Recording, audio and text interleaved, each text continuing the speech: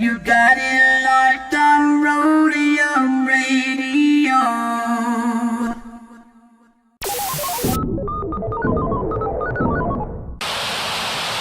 Hey Tony, drop that. What bass? I bet. Dr. Dre in the place to be. Co-rockin' shit with my homeboy Steve. After Roadium, get stupid some. Yo, don't think that you can get none of Dre. The motherfucking doctor, the bitch hopper, the sucker motherfucking stopper. I'm fucked up, so don't mind what I'm saying. I'm just kicking it with Steve, Tony, A, and Susan. Yo, we be choosing dope shit to put in a mix. Know what I'm saying? We kick shit like and that's a fact. And if your shit ain't in a mix, you know it's whack. And that ain't no bullshit. I'm kicking facts on a serious tip. Word up, Dr. Dre's in full effect doing serious damage, boy. Tony A! Tony A! When you're ready, go.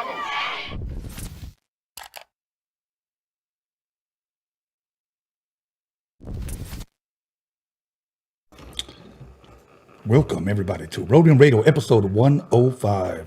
I want to thank everybody for tuning in. I know the Dodgers are playing right now, so I appreciate you being on. You're probably on your cell phone watching the TV on the game. I think we were up 3-2, so I hope we pull it off, okay? First and foremost, once again, I'm pushing my CDs, 4 for $25. You can get them at DOCUMIXERY.com.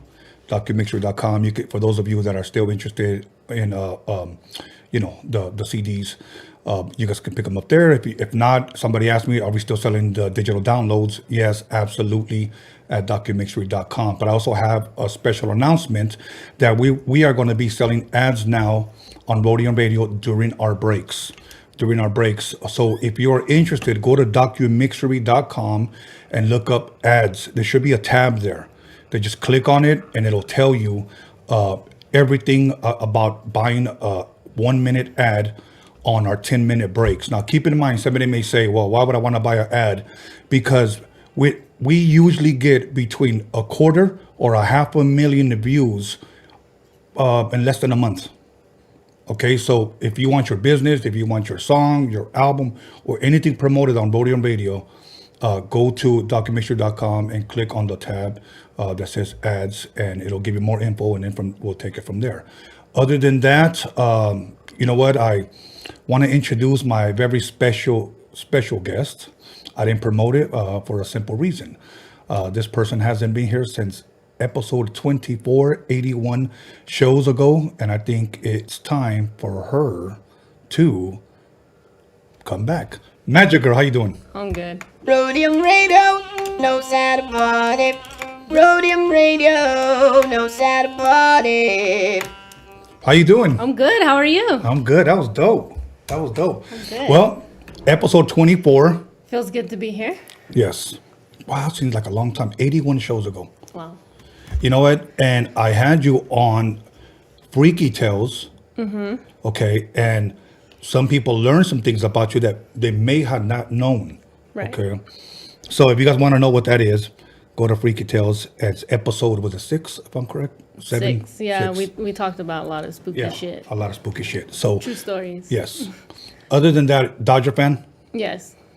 Did you enjoy that game last night? No. They pissed me off. They really did. And I don't even want to watch the game right now because obviously I'm busy, but yesterday I was in the kitchen and I was like, you know what? I'm going to watch the game. Right. And in the back of my head, it's like, I don't want to watch this fucking game because they're going to lose if I watch it. And there they fucking go. They fucking lost. Wow. So I was mad. He could have just took his mask off and just like. And you know what? I was like, I think I had me like a Sapporo, and then now I had me some sake, and I was taking sake shots, and I was enjoying it. And me and the cook, we were like, hell yeah, you know? Right. And then when they lost it right there, my high just went like.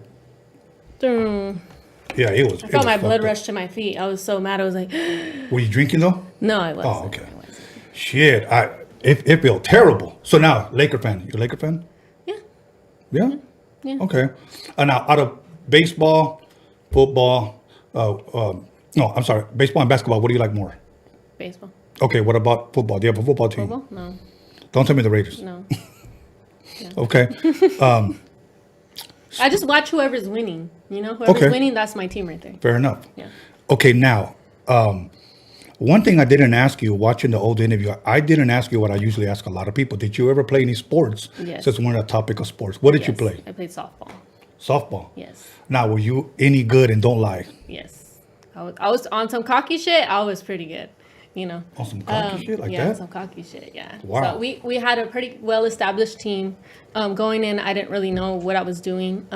At the time, my older cousin, well, he's my brother. He grew up with us. Shout out to my brother Ray. He coached our all girls team, and we got made first place city finals 2 consecutive years, and yeah, we kicked some major ass. So I played 3 or 4 positions in the team, and I'm very competitive, very very extremely competitive. For real? Yeah, being as small as I am, like I will go in. What positions? I played pitcher, third base, left field, outfield, left outfield, and also catcher. And you worked the snack bar at halftime, probably. Yeah, always, all Okay. the time. All the time. Now, do you play any of those sports just for fun today or no? No, I wish I did, but my brother actually has his softball team. Mm-hmm. He plays a league where they play like each other, like a league, like city leagues and stuff like that. Right, I would right. like to do that possibly next year, but every time he just started maybe 2 or 3 years ago, but every Uh-huh. time there was something that came up, either I was sick or something, or Okay. hopefully this year. Okay. I don't know if I asked you this one. Man, I'm trying to remember now because I went back to look at our episode 24. Seen anything good lately on TV? Any movies? Any TV series? Any Netflix? Do you like horror? I love horror. For reals? Yes. Okay. I just don't like demonic shit. Okay. Like, give us a demonic movie that you don't like The Conjuring, Insidious, that type of shit. I love Insidious, Okay. but there's like some movies on Netflix that are just like very spooky, and then they go into like demonic stuff, and I don't like that. Like I can watch Chucky and like Chainsaw Massacre and all that. Michael Myers. Michael Myers, yeah. Okay. But like straight like Exorcist, demonic shit, it's kind of like okay. Yeah. Speaking of The Exorcist, they're supposedly making a remake. People think it's going to be better. I challenge people out there. Show me a remake Right. that has been better than the OG. I don't think there has. Yeah, there hasn't been. It's kind of like that Carrie movie. Oh, that movie was terrible. I love the original one. Of course. But like the new ones that they're trying to make, and like the new Chucky movie, they try to remake Chucky. Like it was cool, like being in this era, like they try to change the story a little bit. But I'd much rather go watch the old ones. Yeah. I think my favorite one out of all the Chucky series is the Seed of Chucky. The Seed of Chucky. Was that the one that was Busta Rhymes in that one? I think so. I think he they had was. the little kid. His name was Shitface. The baby's name. That was his name. His Shitface. I'll tell you which one I like. The first one, I saw that in the theaters because I'm an old guy. I'm an old fool for the old school. Okay. And do you remember one time Chucky was in the fucking elevator, and then somebody goes, "What an ugly doll," and then the door closes and he goes, "Fuck you." Right. That shit was fucking hilarious. But in this new one, they got Mark Hamill, Luke Skywalker for Star Wars to do Chucky's voice. So I wanted to see it. I didn't like it, but whatever, You know what? It's not. This movie isn't spooky, but it's kind of like in the horror, I guess, or whatever. I heard that they're making a new Beetlejuice as well. I'm kind of excited for that one, just because they said that we're gonna bring back the original actor. Right. But I think movies like classic movies like that lose their essence when they don't use original actors. No, yeah, you're right. I mean, somehow, okay, if you're gonna do The Exorcist, then bring back fucking Linda Blair. Exactly. You know what I'm saying? Have her spit out some shit. Have her stab herself again with the cross or whatever. Hey, that's what the movie did. So, but it's just that those movies were just ahead of their time. So it's kind of hard to try to repeat that era. Right. When people saw shit. I mean, it's like, for an example, Jaws. It was ahead of its time. When Jaws came out, then fucking everybody was afraid to go to the beach. Yeah, you know what? It's funny because growing up, there was a few occasions where my parents would take us to the beach, and my dad would be like, "¿Te acuerdas, vieja, cuando nadie quería venir a la playa?"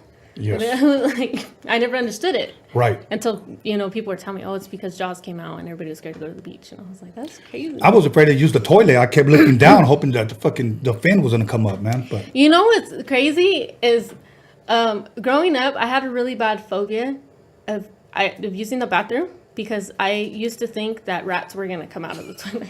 because I was watching this documentary, and it was about like rat plagues or the Black Plague or whatever, and then how bad it was in New York. Okay. And then there was like pictures and people talking about how bad, like it was just like the aftermath, and like rats were coming out of everywhere. And for a long time, I was so scared to go to the bathroom. Like I would go to the bathroom and I'd be looking down, like just making sure nothing was gonna come Making sure out. a damn rat didn't come out. Just ready to jump at any time. No, that's the way I was. That's crazy that you say Yeah. that, because I was scared of stuff too like that. That was. I thought a shark would come out, even in the bath, you know. But now, let me ask you this: do you listen to a lot of radio? Yes and no. I listen to Spanish radio, Okay. like Okay. Gerardo Ortiz, Banda, Don Cheto. Shout out to Don Cheto and everybody else over there on that side. I don't really listen to English like radio. I think the most radio I listen to is probably like Doja Cat. I love Doja Cat. But no, I don't really listen to radio. Yeah, I just don't like the music. Okay. Like So- I like old school, you know, like Right. like I'll listen to the old school station in town, and I definitely tune in to my favorite DJs when they spin, like, you know, DJ Wifey, Redeem when he's on, Danny P here and there in the mornings, but I really like that old school, like the old school shit, like Evelyn Champagne King, Planet Rock, Janet Jackson, Michael Jackson, Right. that stuff. Okay, now you being from this generation, because you're a young one. Yeah. Okay. What is wrong with today's music that you don't like it, that you'll rather listen to the old stuff that's over 30 years old? I just don't feel like it's like I think maybe it's the words, the writing, like Okay. everything's like, you know, like fucking, you know, fucking WAP, Right.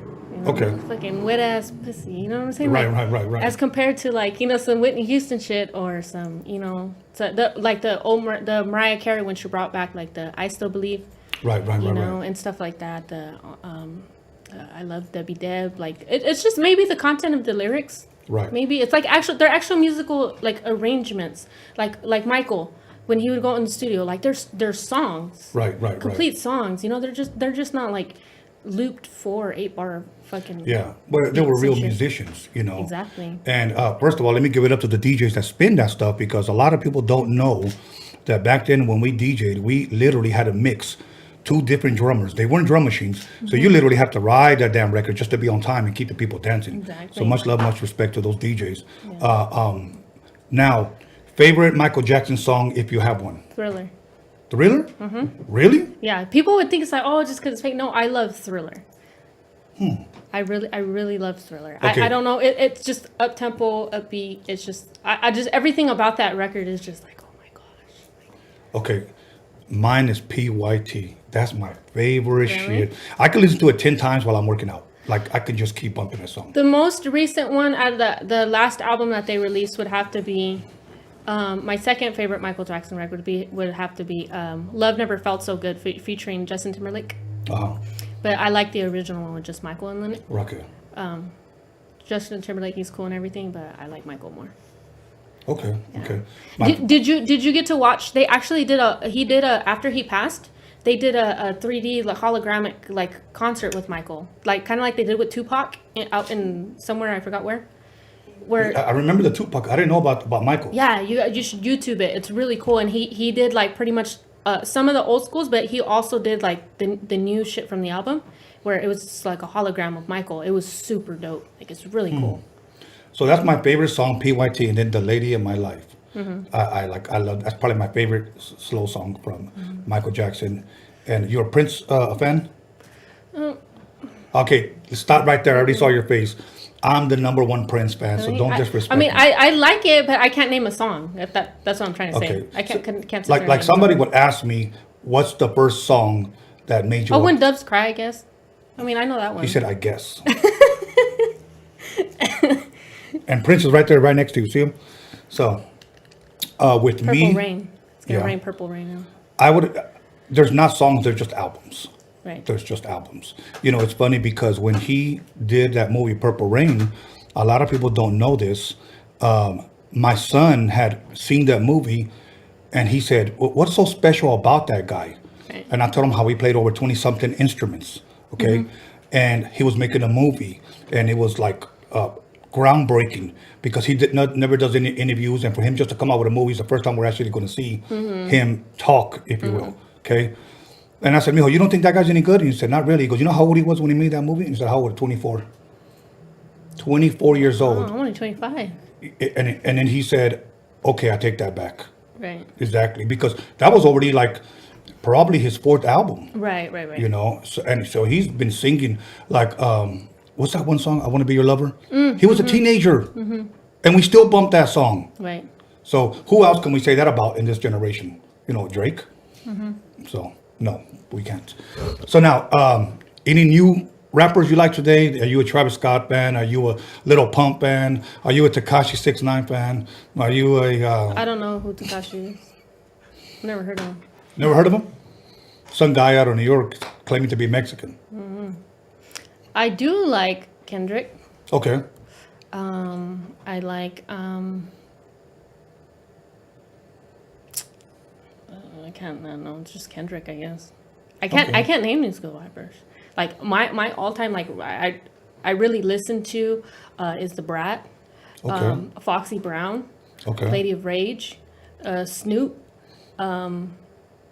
Sugar Free is like the reason why I started like experimenting or attempting to like tongue twist and stuff like that, you know.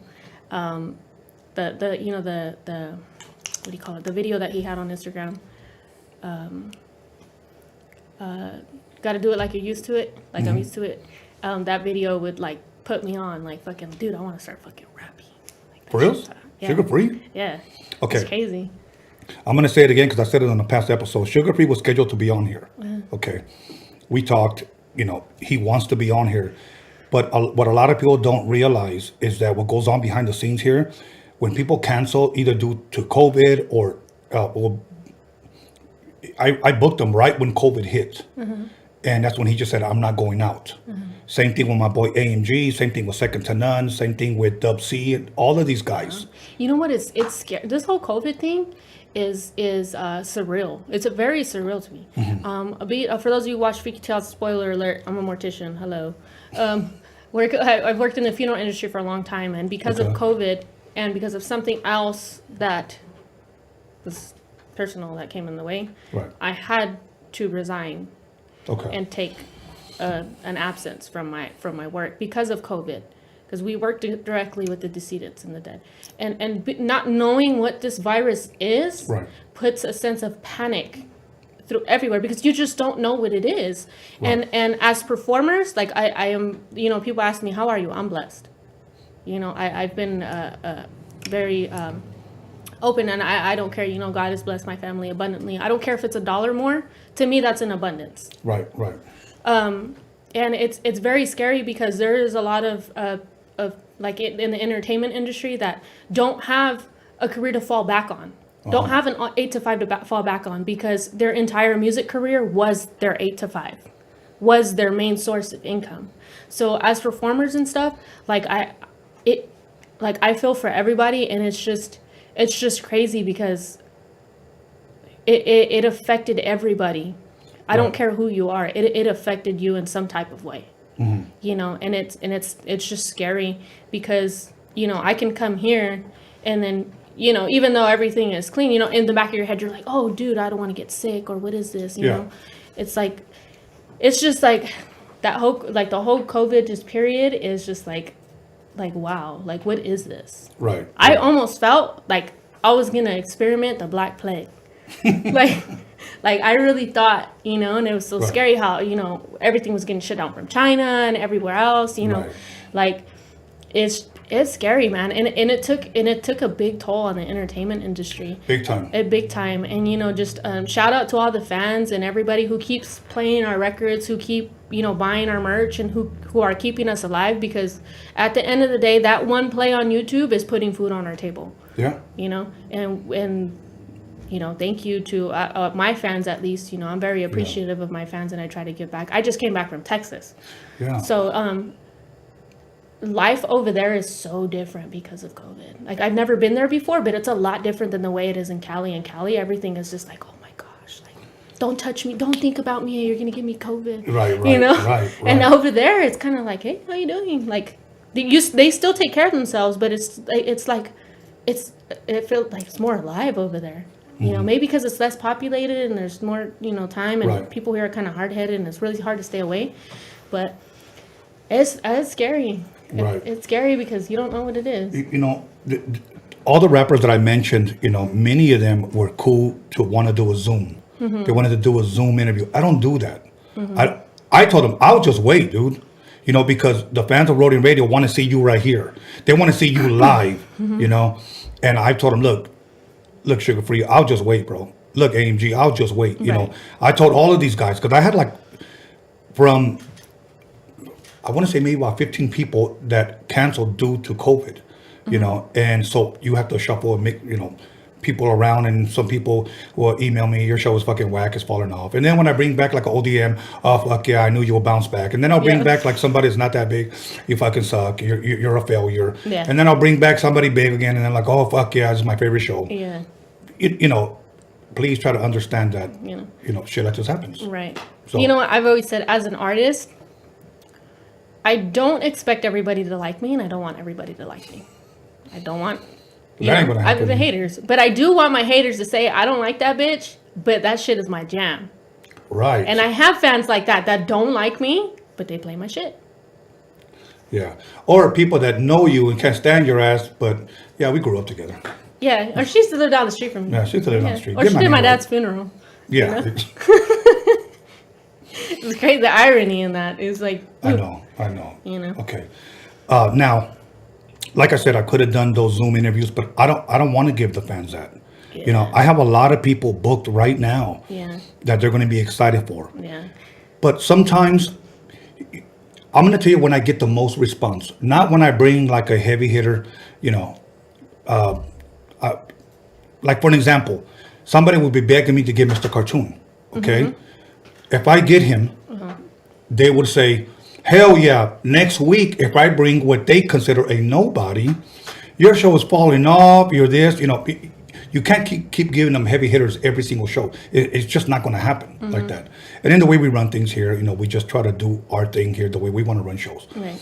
But I get more response when I bring a person that they would call a nobody, somebody that they never heard, and they sit right there and they share their story, and it touches them. Then those same people hit me back with, you know what, man, that guy is awesome. Yeah. That guy had an amazing story. Yeah. And you know what? And I know people on the live are going to talk shit to me, but I don't care. Fuck you guys. Us as, I can, at least speaking for myself, as an independent artist, we needed a platform like Roadium. Okay. We needed Tony A. Thank you. We needed this kind of outlet to spotlight us, to give us opportunity that nobody else would possibly give us, or you are our voice. I don't care what anybody has to say about it, because at the end of the day, that's what it is. You are the voice of Chicano rap. You are the voice of independent artists at this moment. There is nobody else out there with a big enough platform putting light on people like me. So thank you. Wow, you just humbled me. I feel like going under this table real fast. And I get embarrassed when people... I'm going to hit you with a humble stick. When people show love and respect and they compliment things that you're doing, is just very humbling for me. Yeah. And you know what? You said a big word there, respect. Because in this industry, what I've learned, that you got to put your street shit aside. You got to put your pride aside and put your money where your mouth is.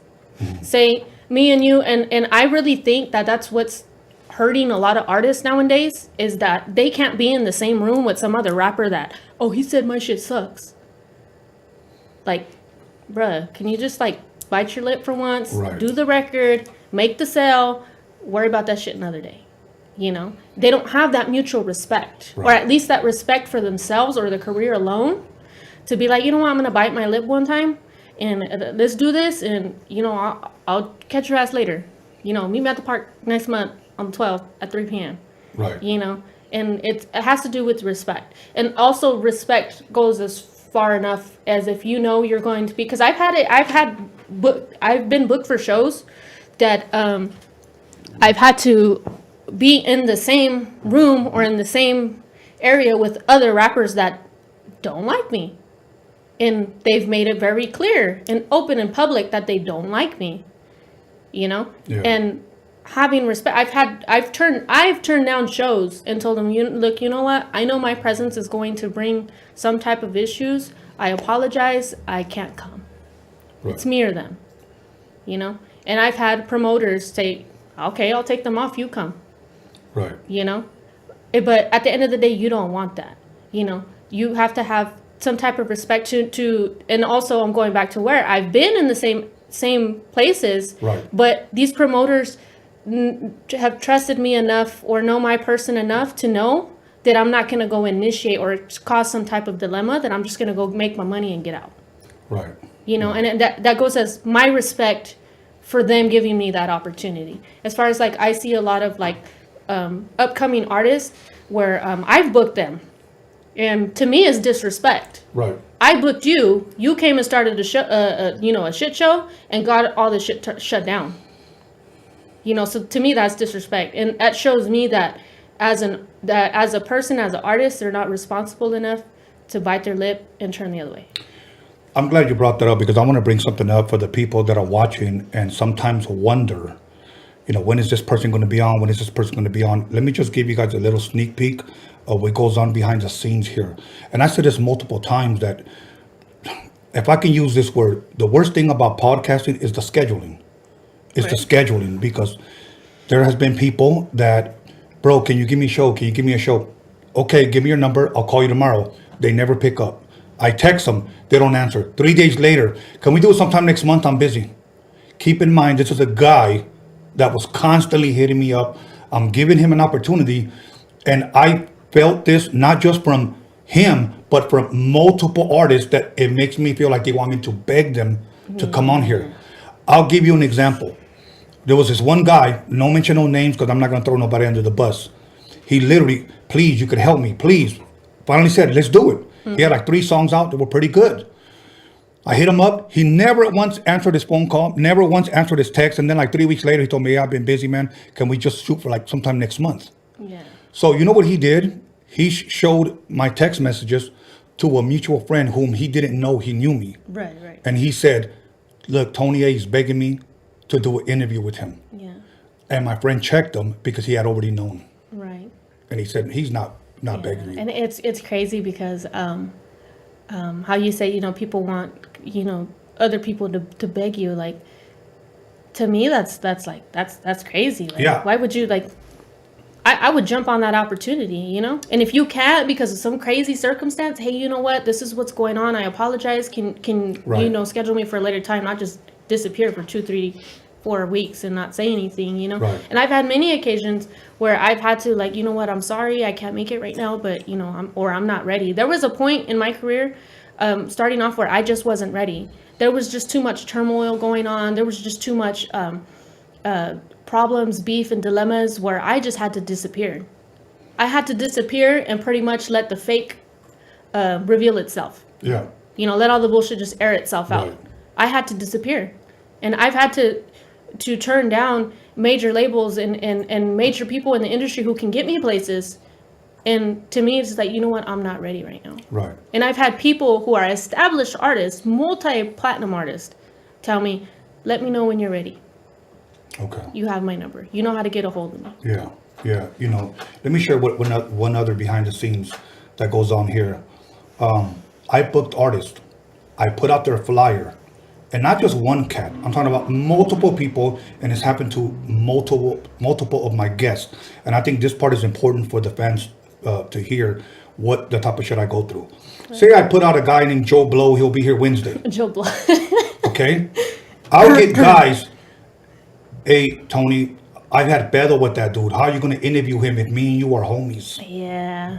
And I'm like, hey, check this out, bro. You know what? It's a podcast. It's a rap, hip-hop podcast where we shine light. That's what we do. Now, not just one person, but multiple people. Yeah. I go ahead and interview them. Yeah. A couple of weeks later, I have, you know, Joe Blow from Kokomo. He's gonna be here.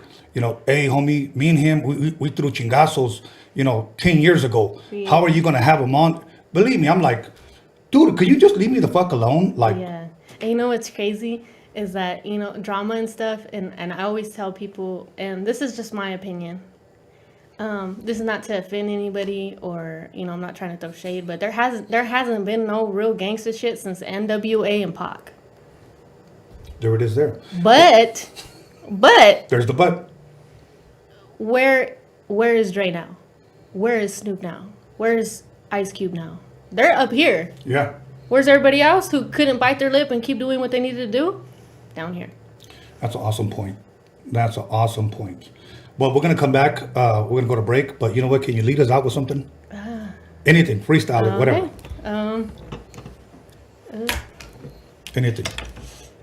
Ooh, let's ride. Okay. 10 minutes. We'll be back. Roadium Radio. Call somebody. Text somebody. Slap shit out of somebody. Let them know that magic is in the motherfucking building. We'll be back 10 minutes. Don't fuck around.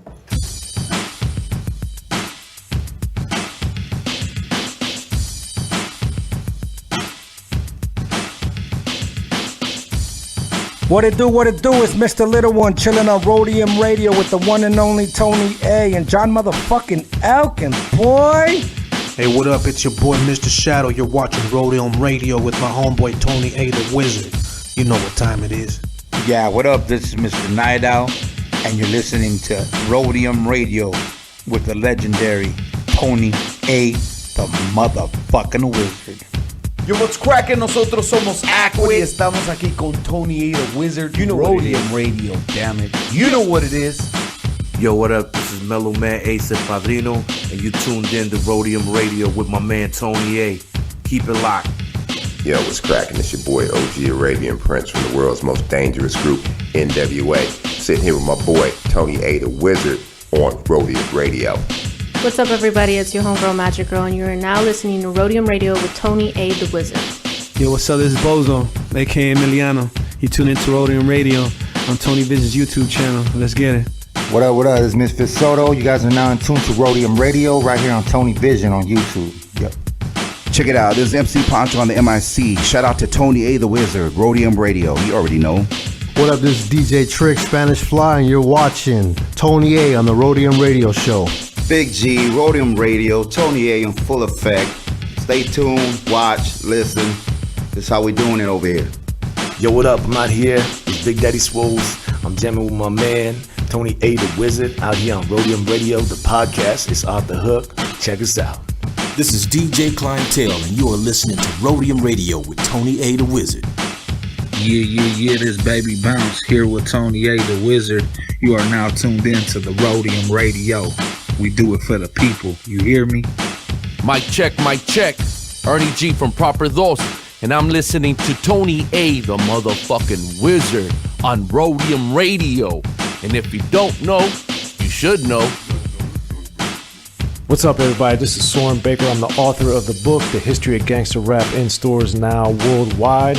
And you're listening to Roadium Radio, hosted by Tony A. Make sure to check it out. We talk about the Roadium Mixtapes. We're here. Soren Baker, Roadium Radio.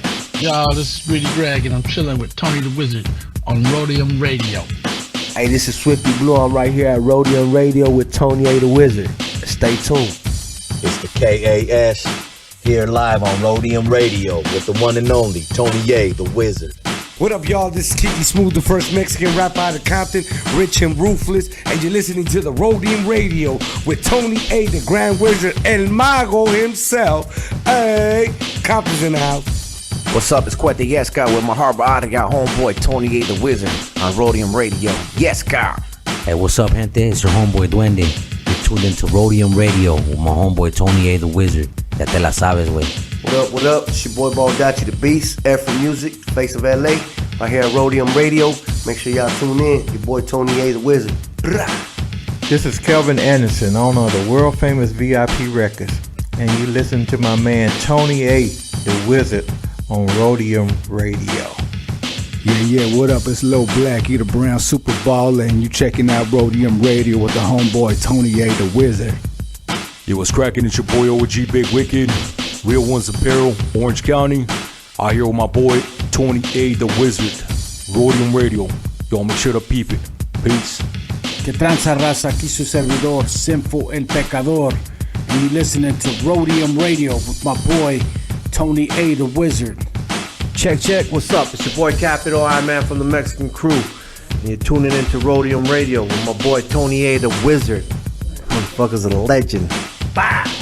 What's up, y'all? This is Chris the Glove, and you're watching the Roadium Radio Show on Tony Vision on YouTube. What's up? This is Mr. D on Roadium Radio, kicking back with the homeboy, Tony A. Yo, this is Fancy the Boss. Tune in on YouTube at Roadium Radio with Tony A. the Wizard. What's up? This is Leah Farsayer, aka the Dragon, the Serpent, the Spear. I'm on Roadium Radio with my boy Tony the Wizard. Hey man, Mick V and Eric V, the Baker Boys in the house, hanging out with Roadium Radio and the one and only Tony the Wizard. Tony the Wizard, aka Kylo Ren, right here on YouTube, Sundays and Wednesdays. Tony Vision, subscribe Tony now. Vision, yeah. Boys, big baby. What's good with it? This is old creep, aka Jay Stompanato. I'm putting it down for Orange County on the Roadium Radio Show by West Coast legend DJ Tony A. We up and out this bitch. What's up with it, dog? It's West Coast Skilly on Roadium Radio with the legend Tony A. the Wizard on Tony Vision. You know what it is, West Coast to the fullest. Believe that. What's up, everybody? This is Stefan Ori. You're listening to Roadium Radio with Tony A. the Wizard. Yo, what up? It's your boy Doughboy Tony. You're tuned into Roadium Radio with West Coast legend Tony A. the Wizard. What up? It's your boy Lottie the G, straight out of Santa Ana, CA, and we're right here live in the mix with the West Coast legend Tony A. the Wizard on Roadium Radio, Tony Vision on YouTube. Yo, what's up, world? This is Cool 187, above the law in the building. And you're tuned into Roadium Radio with my man Tony A. the Wizard. What's up? This is Darren Vegas. You're on Roadium Radio with Tony A. the Wizard. Real West Coast hip-hop history right here. Yo, what up? Sleepy Malo in the house, here at the Roadium Radio with my boy Tony A. the Wizard, giving us our voice back. One of the realest motherfuckers I know. What's up, homie? Show me Frankie Quinones, a.k.a. Creeper from Cholo P. And you're listening to Tony A. the Wizard on Roadium Radio. That's what's up right there.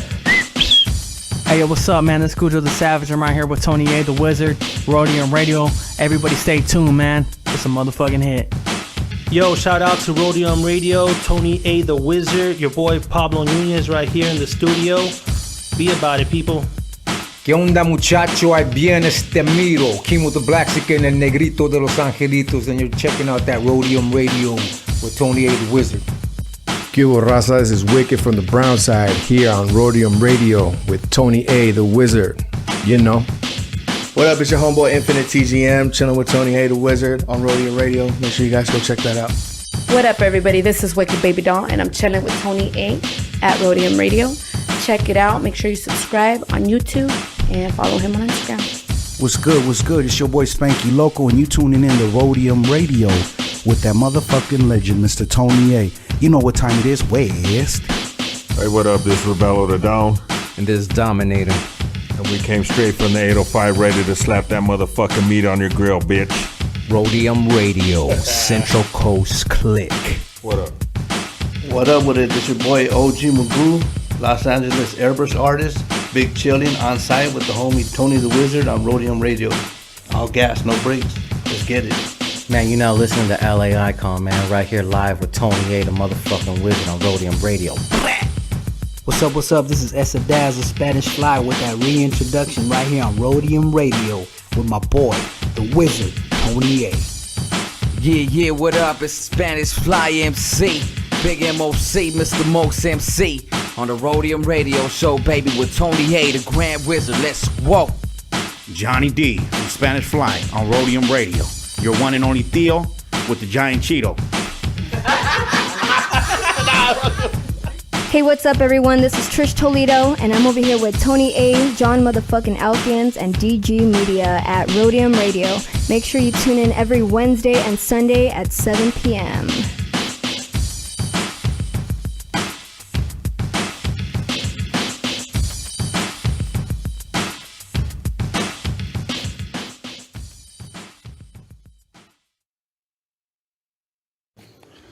Welcome back, everybody, to Roadium Radio episode 105. You know, when Roadium Radio's popping, the panties are dropping.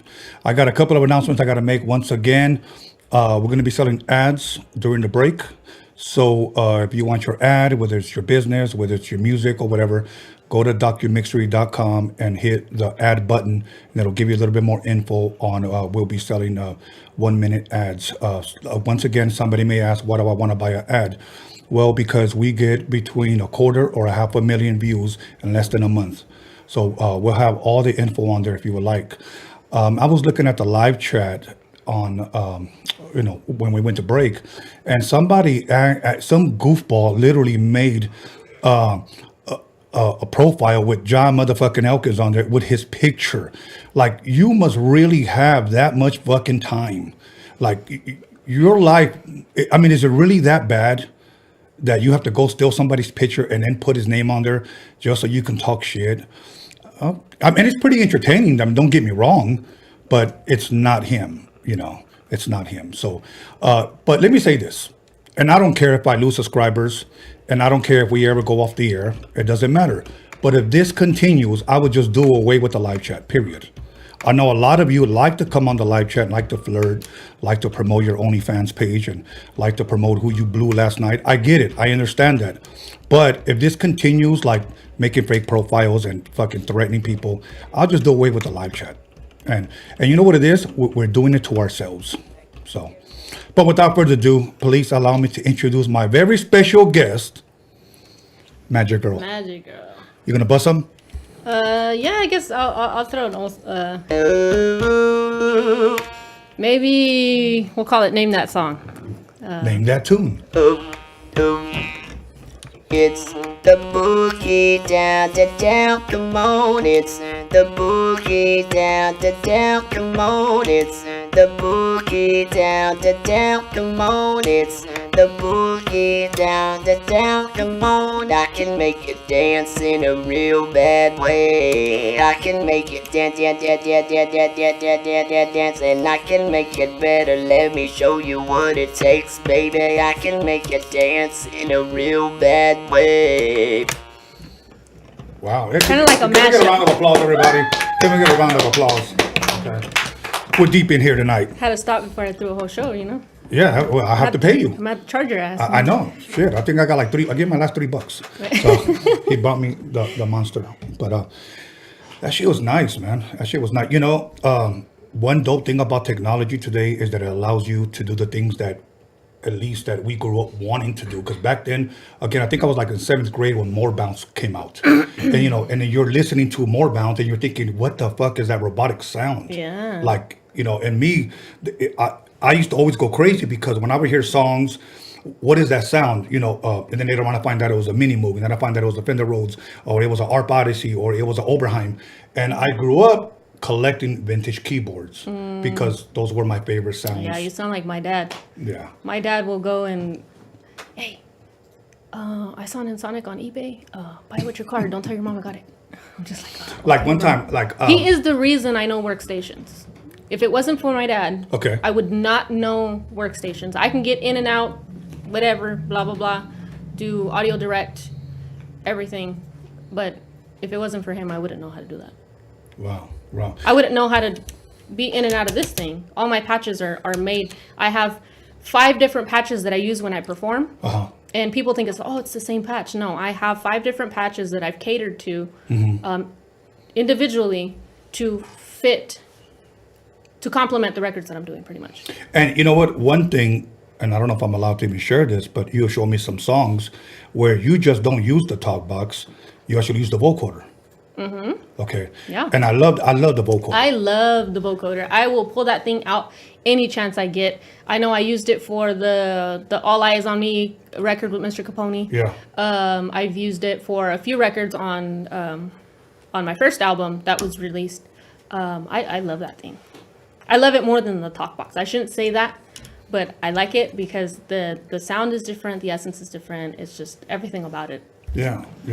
I remember when I was like a youngster, I heard that song Superstition by Stevie Wonder. Okay. So what happened was I had to find out what was that he was playing.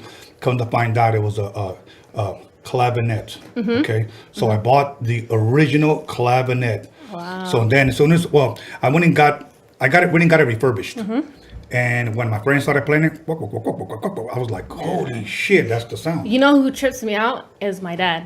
Okay. And the reason I say that, and I'm bringing him up a lot because he's one of the biggest reasons, like my biggest influences in music. That's all. Is As you is my should. dad. He shows up to the Guitar Center, and he does not care. He doesn't give two shits in there. He'll bump it up all the way, and he'll just be like, "Duh, duh, duh." And then before you know it, there's like 5 or 6 people just watching him, just like, "Bro," He's that dope. like yeah, they're just watching him just like that, like fool, límpiate la baba, like, like they're just watching him. But he's like me. He plays by ear. He doesn't know keys or anything like that.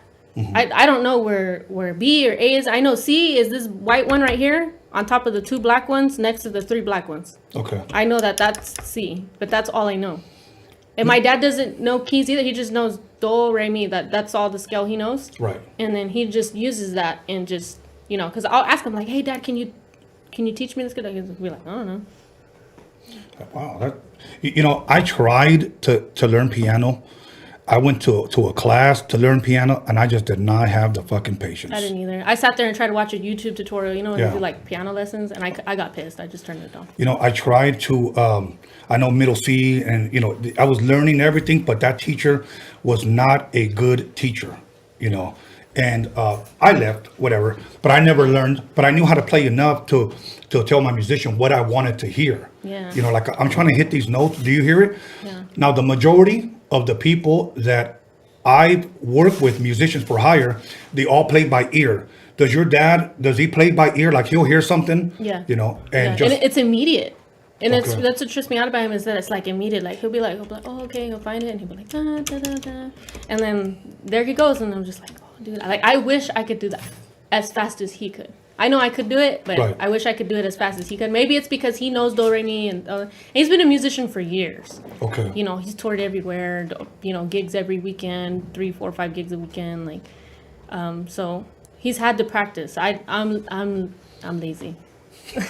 I'm lazy. Yeah, I still don't practice, but you know what? I kind of gave up producing. The only music that I will say I am going to produce is the music for the Chicano rap documentary. Those are all going to be my beats. I'm not going to say what kind of beats they are because I don't want nobody stealing it. Right. Once I share the style. You're going to hear in 2 days some fucking rapper's going to be Yeah, like, exactly. So I'm not even going to go there. Yeah. But so now you came back from Texas. You did a show. How was the response? Oh, it was crazy. We had a couple hundred people come out. Really? And I was headline. It was my first headline show in Texas, and I was a little scared because I was like, okay, I haven't been out in the water for a long time. Feel it out, new ground, new territory. And we had a couple hundred people show up. Shout out to Devoted Ones Car Club for bringing me out. They had me booked since last year. So with the whole COVID thing, we were like scared, like we don't know if it's going to happen. We don't know if it's going to happen. And then I got hit with the medical issue where doctors like, I don't want you to travel. And I was like, no, I got to go. So it worked out and it was good. The response was just like crazy. Like I can't even imagine. Like I would have never imagined. I honestly thought, okay, this is just being honest. I honestly thought I was going to get like 20, 30 people. Because of the whole COVID thing, because of how things were. I thought maybe 20 or 30 people were going to show up. But no, we had a couple hundred. And then we had like 5 or 6 car clubs that drove 4 or 5, 6 hours and brought like 10 to 12 freaking cars down just to come see me. And I know that because they told me. Like, hey, I drove 4 hours to come see you. I brought the whole club. We brought all the rides. So, shout out to freaking Texas, man. The crowd is wild over there. Wow. Yeah, much love to Texas. I did most of all my Texas touring early 90s, and it wasn't I didn't go back to the late 90s when I was producing and DJing for Mellow Mayonnaise. But Texas has always received us well out there. There's been people out there that have gotten rich and have gotten famous just in Texas. Yeah. I can see it. I took a truckload of merch and I came back with like less than half. Wow. I was like, dude. Oh, so you drove out there? I drove out there, yeah. I went straight shot 18 hours, did my show, slept a couple hours, and came straight shot back. Stopped in Vegas, but I stopped in Vegas. I don't like flying, but I'd rather fly than... No, you better knock my ass out before you put me on the plane, because I won't get on a plane. I'm Just scared. take I've been on a couple plane of shots. twice. And the second time, I had to take a Xanax because like my nerves were going crazy, and I took a Xanax and I was like still up, like I was that panicked out, like not even drugs were helping me, and I was just like, oh, I want to get off the plane. I don't like flying. Now, are you booked for any more shows? Yeah, we have pending shows next year, but I don't know if they're going to happen because they're all in Cali, and Cali is different. I noticed that. Like I said earlier, it's a lot different than it is in Texas. They're a lot more like, yeah, you can do stuff, but I know here they're struggling with like the drive-through stuff. You know, they're trying to do the drive-in concerts or whatever and all that stuff like that. I had a couple big shows, and then I was actually supposed to perform at the Raiders Stadium when they opened. Oh, really? Yeah, and so you're a Raider fan? Yeah, go Raiders. I don't know. I can't say I'm a Raider fan. Like I am. I like the Raiders. I've always like wore the stuff, but I don't want to be like a Raider fan because my brother says that, oh, you're just dick riding. I'm like, no, bro. Like I always have Raider shit in my house. Like I'm a Raiders fan, you know. But so I don't have a favorite football team. That's what I'm gonna say. All right. Okay, but if you were, it'll probably be the Raiders, I guess. Yeah, it would be the Raiders. All right. Yeah. Now, one thing about LA, because I got friends in New York, in Colorado, in Oakland, Florida, and I forgot what's the other place. But many of them, especially Florida, is already open. Mm-hmm. You know, there's no mask. You can walk in and out of restaurants and bars and all that. Yeah. Like, okay. That's freaking crazy. But the way it's designed out here, they said LA is going to be the last to open up. I believe it. You know, from what I saw, going to Texas and coming by, I believe it. I believe it. Right. Everything just looks so normal over there. I was like, wow, that's crazy. You said it looks normal. Yeah, it looked normal. Like everybody's just doing whatever they're doing. No mask, no nothing. I'm just like, dang, that's crazy. Well, at least for me, the dumb shit is they've opened up several gyms, but only in Orange County, and you have to work out with a mask. You know. Yeah, like. I don't know. But people in Orange County, they actually fought for their rights. So they have a little bit more rights, you know. Pass out right there, just. Yeah. But now, let's talk a little bit about, because one of the last conversations we had, you have music on certain movies and that are on Netflix, yes. I believe. Mm-hmm. You want to talk a little bit about that? Yeah, I do actually. Before I get into that, I want to give a huge shout out and a virtual hug to my boy Kickback for giving me the opportunity that he did at the time that it was presented to me, and for making this happen. For the Win Music, you guys need to go follow the page. It's for the Win Music on Instagram. Okay. You can follow up with all the stuff that's going on, all the artists. Like, he gets a bunch of dope artists from like everywhere, and we record music for him, and we just wait and see what it does, you know? And it's really cool because I have, I think I recorded two of the records like a year or two ago. I got 2 songs in the Netflix series El Club, which is Sentimiento and Amor del Sol. These are all Spanish records, no talk box, no nothing, just straight Spanish, singing, some rapping, and they don't even have Magic on it. They're Genesis Delgado. Okay. So I take a lot of pride in because nobody knew I was doing that. So I did this by myself, you know, with the help of everybody else, without the Magic Girl thing, without everything going on, you know. It was just me, this other guy who believed in me, and I guess talent spoke for itself, you know. Yeah. But it got so it's two on Netflix, El Club, and then we got Dinero Sucio on the Rambo Last Blood, the new Rambo movie that just came out. And then we just released 2 of them, and I think it was like not even 3 weeks ago, and it's already on ESPN.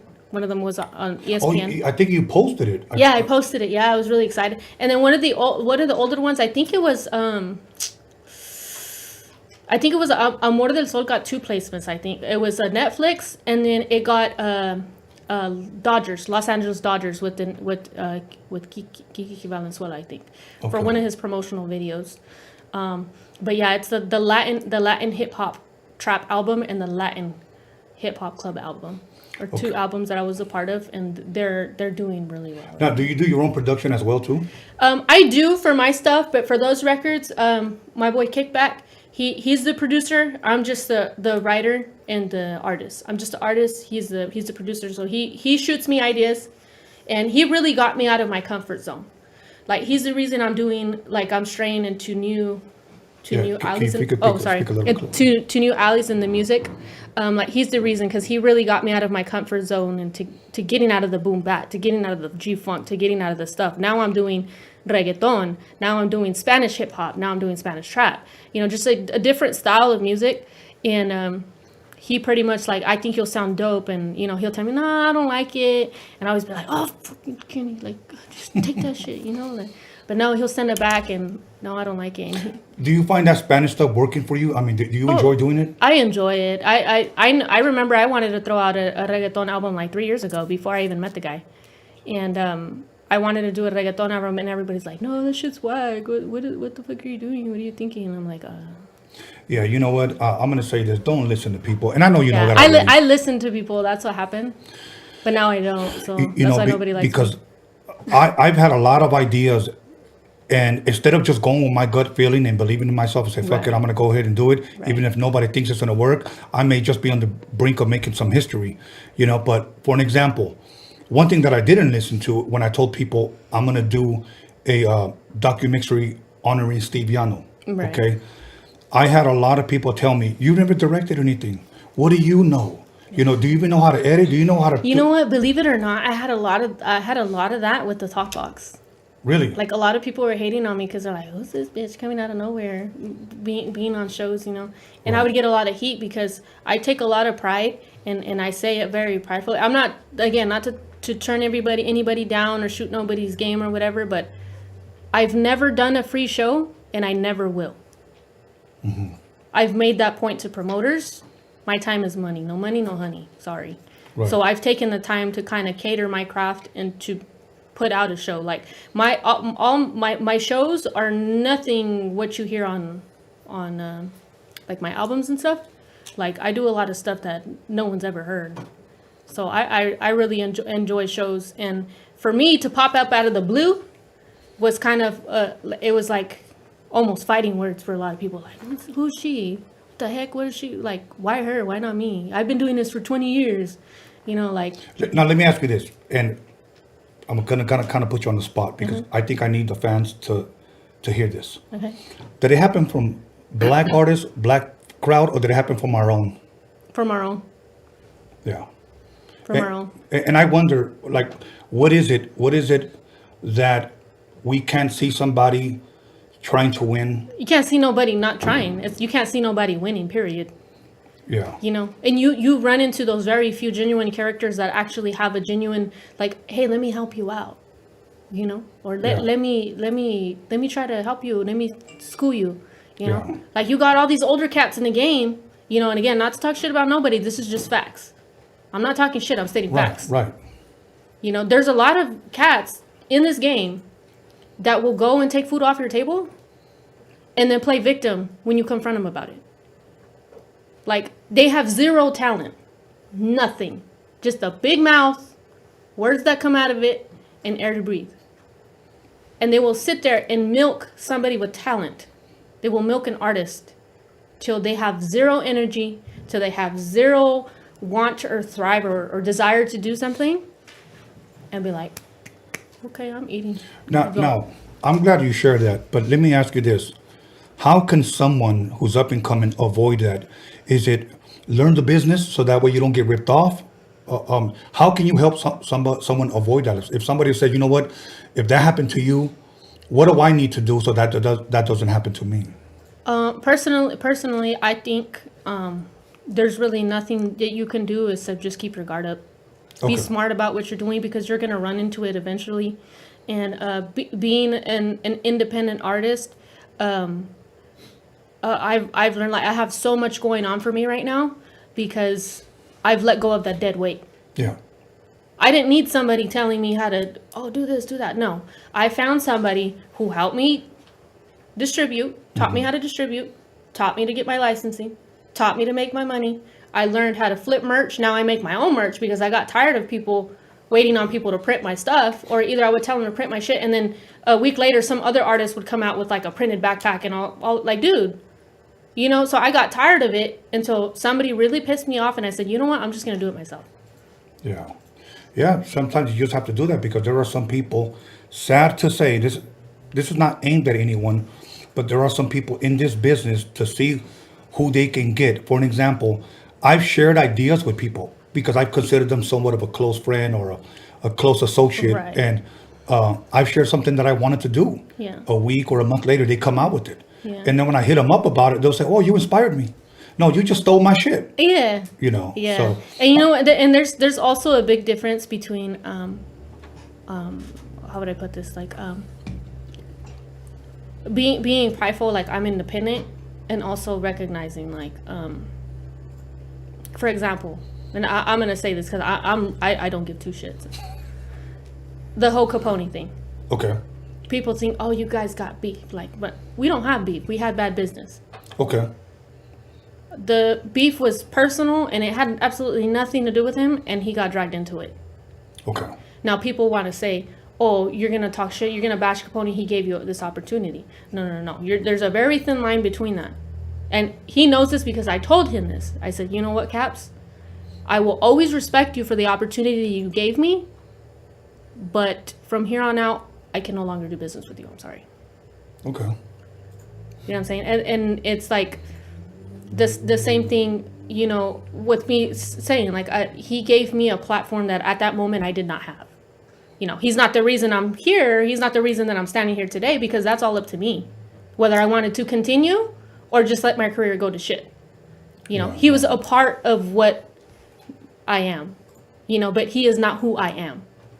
Right. You know, and I think that's a lot of people get that confused where like, oh, Madrigal, she was already out. Right? Like, no, I wasn't even out, period. You know, I don't feel that I've been put to my full potential, and I haven't reached that part yet. Yeah. Everything behind me is just a part of my story, but it's not who I am. And I think that's where a lot of independent artists are discouraged, and why a lot of artists disappear, because they feel like that one moment in their time is their story. That's not your story. You still have the rest of however long you want to continue it to be your story. That is not your story. Right. High Power is not my story. You know, the label before that is not my story. It's just a part of my story. Right. Okay. Okay. Now, let me ask you this. I know you mentioned bad business, and I don't want to get your words wrong. It was bad business. Being there at that record label at High Power, did anything good come out of it the short time that you were there? Yeah, I did. Okay. I got introduced to a new fan base. I created friends. Just exposure, maybe? Exposure, yeah. Okay. It pretty much, it gave me that, how would you put it, like that clout I needed to move around at that moment, to move around at that time, you know? Yeah. Like, and there's bad business. But let me clarify that. Bad business doesn't mean like, oh, he ripped me off. No, bad business could mean like, you know, this contract wasn't worth it, or this wasn't convenient for me at the time. You know, that's what bad business is. Right. You know, but there was a lot of good that came out of it. And like I said, there is a lot of bad because of toxic people in my past before that are, again, just people who just want to get money and just who have zero talent, but will sit here and milk people for their talent and be like, yeah, look at me making all this money, you know? Yeah. I've never understood how somebody could do somebody like that, but it does happen. It happens to, you know, it happens to more people than you realize it, but people are just too scared to talk about it. Yeah. You know? I mean, okay, let's look at it on a bigger scale. For example, everybody said that about Jerry Heller. May he rest in peace. Okay? Look, there's people like that would say, Jerry Heller ripped me off, Jerry Heller ripped me off. Right. But then you got people like Michelle that were there from day one that were still good friends. Right. And still love and respect and honor Jerry Heller. Right. So, you know, you got to kind of like... There's a thin line. And again, like I said, people will confuse that. Yeah. You know, the fans will take it to another level that it doesn't need to be taken to. There's, you know, people in the background who are too scared to say something to somebody's face will go and create a fake profile and start some shit that doesn't even exist. It's all, I strongly believe in is one-on-one. Yeah. Like, say me and you have a dilemma. As long as I know that you're good, and as long as that I know what I good, I don't care how it plays out in public, as long as I kept it real on my shit. Yeah. Yeah. You know. Well, you know, with me, like I said, and that by far will speak miles. Yeah. Miles. No, you're right. You're right. You know, You had mentioned earlier that there are people that have bad blood with other people with bad blood. Like, I'll give you an example. Somebody asked me not too long ago, will I ever consider opening up, and I'll just give a hypothetical name, Roadium Radio Records, or Roadium Records, okay? Mm-hmm. Somebody asked me, would you ever want to sign artists? And I said, no. And here's why I said no. Right. I will stay away from Chicano rappers. That's what I said. And I'm saying it live here on Roadium Radio. I will stay away from Chicano rappers.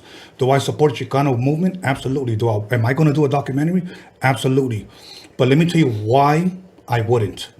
Is it the talent? No. You know what it is? Many of them that are so talented, that have been blessed with a gift, are a liability. Mm-hmm. Many of them are still street active. Mm-hmm. Tell me themselves. I cruise around, with the 9 on my lap, seeing who I could smoke. And I'm like, and I want to work with you. Yeah. And you know what? Believe it or not, this is a big reason why promoters won't book artists like that, because they're in insurance liability. Yes. Business is business. At the end of the day, business is business. Yeah. And they look at you like you can be the dopest artist ever, right? But they will not book you for the simple fact that you're in insurance liability, and they don't want a big old riot to blow out in the show, or a shootout or whatever, because in their head they don't know what's going on. Right. You might know it's like, no, whatever, I'm cool, it's cool, I'm good. Okay, you're good, but they don't know that. They're scared shitless because they're gonna lose thousands of dollars booking you for a show. I've known some record labels that have signed Chicano rappers, talented Chicano. It's not a talent issue. Mm-hmm. It's the liability issue that this guy wasted like $30,000 on producing this guy's record, and then a week later the guy gets 5 years. Yeah. He doesn't have the guy to promote it. He doesn't have a meet and greet, and he lost. Yeah. He lost. So look at even my good friend.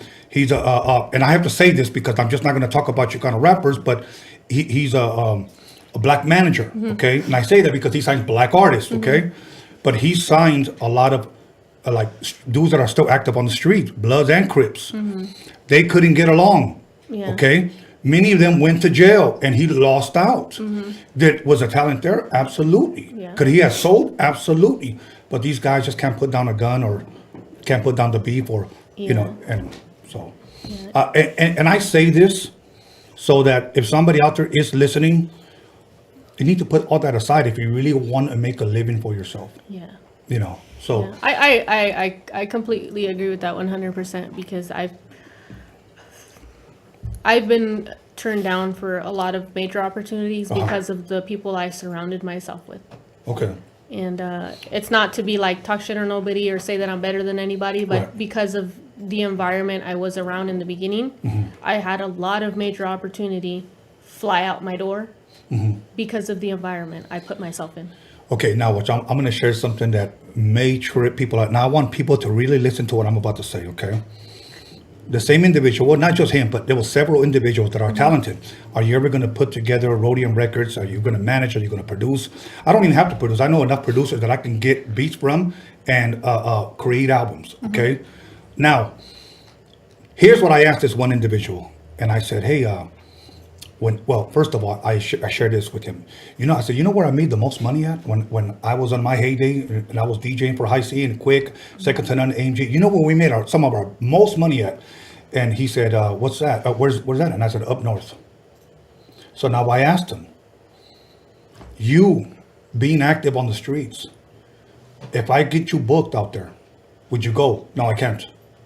Every single one of those guys, there were 5 different guys, said, I can't.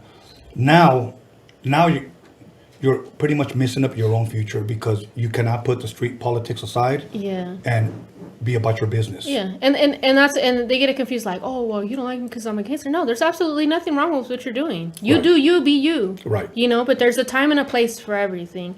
And that's what I learned, that there's a time and a place for everything. Right. There's times where you got to be a gangster. There's other times where you got to be an artist. Yeah. There's a very thin line, and also we have to be aware and keep in mind that people who are not in our environment do not know our environment. They know the stereotype. Right. They know that outside, they know all the bad shit. So I think it's important for artists to keep that in mind and be like, you know what, I need to come at this in a different way Right. to try to get my foot in the door. Okay. Now, I know you had emailed me some music. Can your fans expect anything dropping this year from you, or are we talking about possibly early next year? This year before December, I have 2 EPs lined up. 2 EPs, yes. Okay. And they will be dropping this year before December 31st. I don't Okay. know what day yet, but before December 31st. They will be dropping, and they're very big projects that I'm happy for because it's different sound. It's not like lowrider G-Funk shit, but it's Right. kind of in the middle, more like of a different sound, like more Right. like radio stuff and That's good. radio friendly stuff. Just not for anything. I just want to venture out into different. Tap maybe a different market. Exactly. And then one of the EPs has a lot of talk box in it, but it's more like R&B, like Okay. R&B shit, you know. Okay. And it's all recorded with the electro spit. You know what? Put that on it. Let's get a little bit of that before we end up going to break. Actually, But, I don't. Did you even charge it? It's gonna take a while to turn on, but I can turn it on. It's cool. Okay, that's fine. That's fine. Now, I don't know if you want to promote this one, but I know you posted up a song that you did with someone not too long ago. It was a video shoot. Oh, Junebug Slim. Yeah, let the people know. Yeah, what it's is it? called "Let's Ride" by Junebug Slim. He hit me up, I think like a month ago. His buddy Mike Urande, shout out to Mike Urande. He hit me up and was like, "Hey, yo, Junebug wants to do a song with you," and I was like, "Okay." I was like, "This fool's been out the game for like years, like." Nah, and you know how you get people that they take everybody else's name and you don't really think it's them? Right. You know, that's what happened. I did not believe it was June until I walked onto the music video set.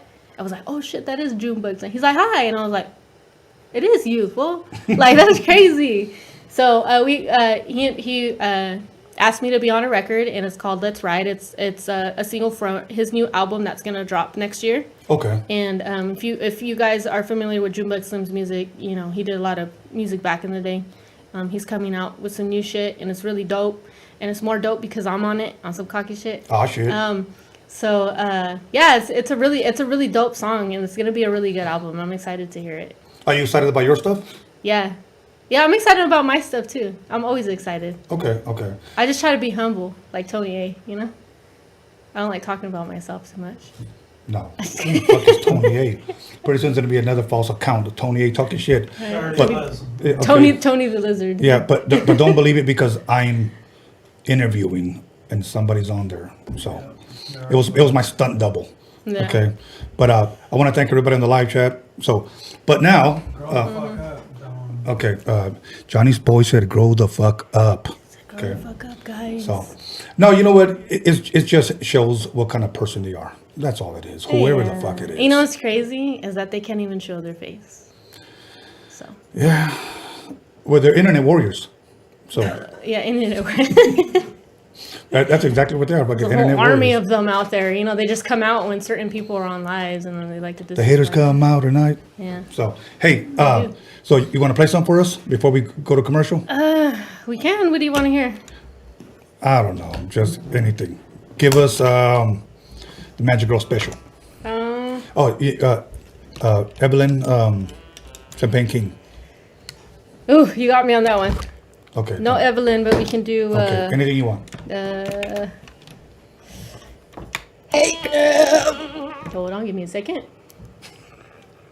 That's usually what happens. Hey girl, ain't no mystery. At least as far as I can see. Oh, I wanna keep you here, laying next to me, sharing our love between the sheets. Dope. Thank you. So at this time, any shout outs? Yes. I want to give a quick shout out to my boy Kenny, Kickback with For the Win Music. My homegirl at with Me Vida Photography. If you guys don't know who she is, check her out. She's super dope. We actually put her on board for Lowrider Life magazine. I own Lowrider Life magazine. I just took full ownership. So if you guys, have issues with photography or content, let me know. I'll take care of it. Also, my boy Capone Jefe that's listening out. He's out in Texas.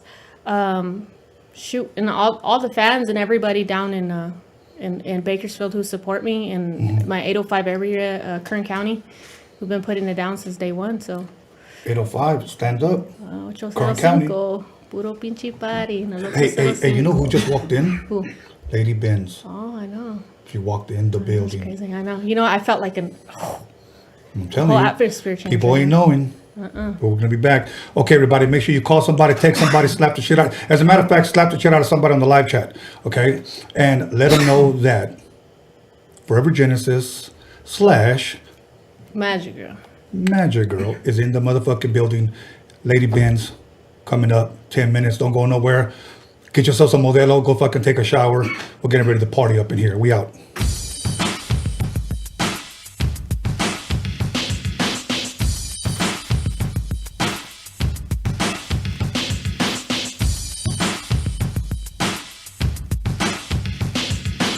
Yo, what's up? It's Bella. I'm here on Roadium Radio with my boy Tony A. the Wizard. Stay tuned.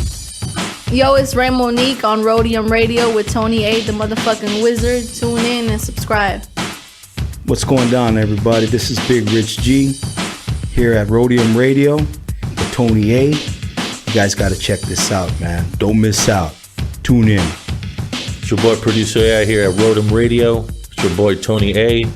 Make sure y'all subscribe every Sunday, Wednesday, 7 p.m. with the dopest podcast popping in the motherfucking West Coast. Make sure y'all subscribe, please.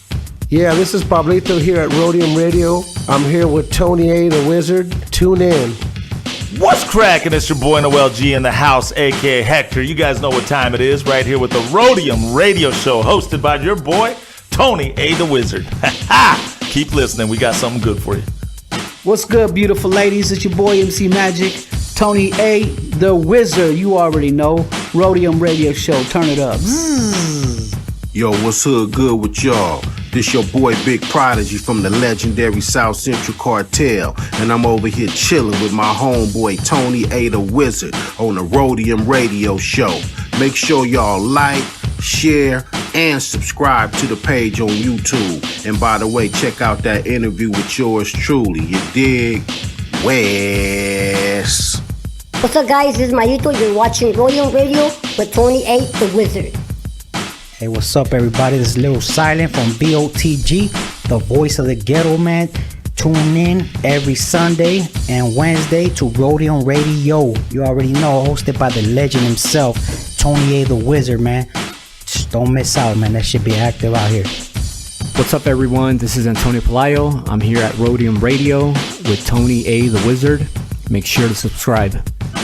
Yo, what's up, everybody? LA Baseball Head here, also known as LAFC Soccer Head, chilling on Roadium Radio with my homeboy, Tony A. the Wizard. What it do? DJ Joe Cooley. You chilling with me, DJ Tony A. the Wizard, and Roadium Radio. You heard me? What up, everyone? This is Solita. Tune into Roadium Radio, hosted by Tony A. the Wizard. What up? Susie Q in the motherfucking building. I'm here chilling with Tony A, the motherfucking Wizard. Roadium Radio, YouTube. You guys check it out. Subscribe. Spank it easy. Yo, this is Shady Boy right here with Tony A. the Wizard on Roadium Radio. What's poppin' with it, family? It's your boy Jokes Loves Life, and you are now tuned in to Roadium Radio with the one and only Tony A, the motherfucking Wizard. That's right, love life, y'all. It's your boy Wito Trees, Roadium Radio in the house, Tony A. the Wizard. What's up? What's up? This is your boy Panther on Roadium Radio. Tune in with your boy Tony A. the Wizard, and make sure you hit that subscribe button. Yeah.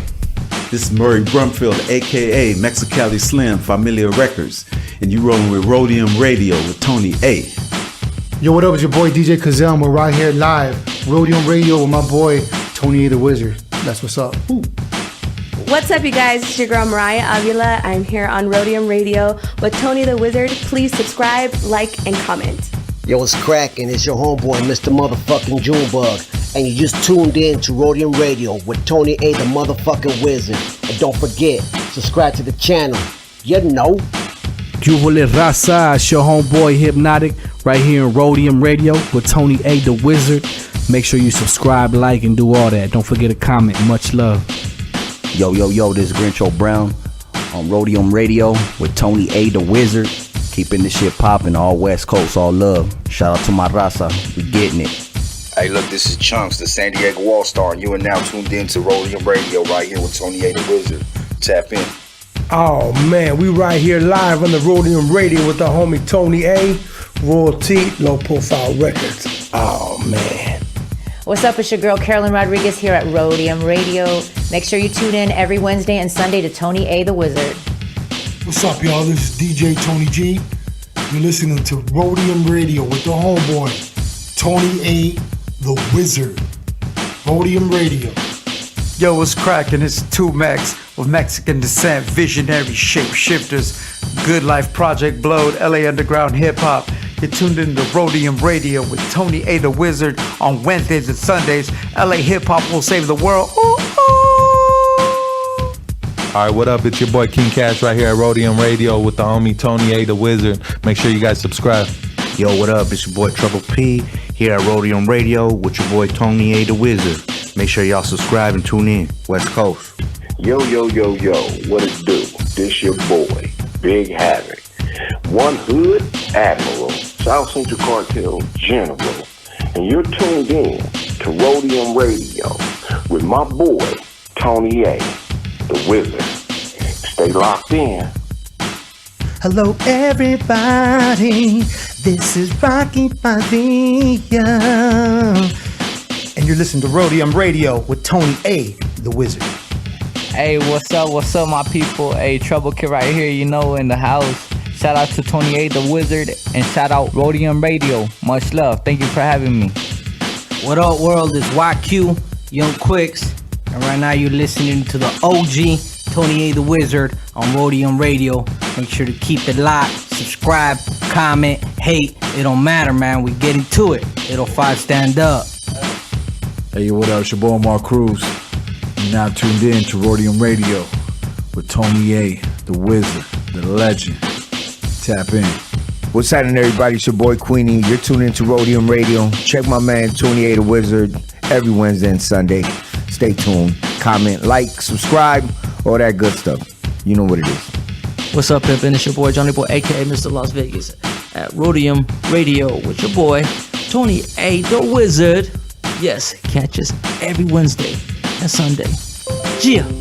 Hey y'all, this is Elvia Cadena here at Roadium Radio with motherfucking Tony A. the Wizard.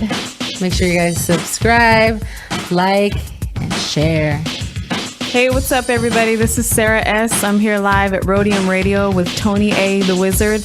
Make sure you subscribe and tap in on Wednesday and Sunday evenings. One love. Can I get a moment of your time? Hey, it's your boy Lucky Son Zoo from Hood Starks Podcast. Hey, fuck with one of the best podcasts in the game, Tony A. the Wizard, Roadium Radio.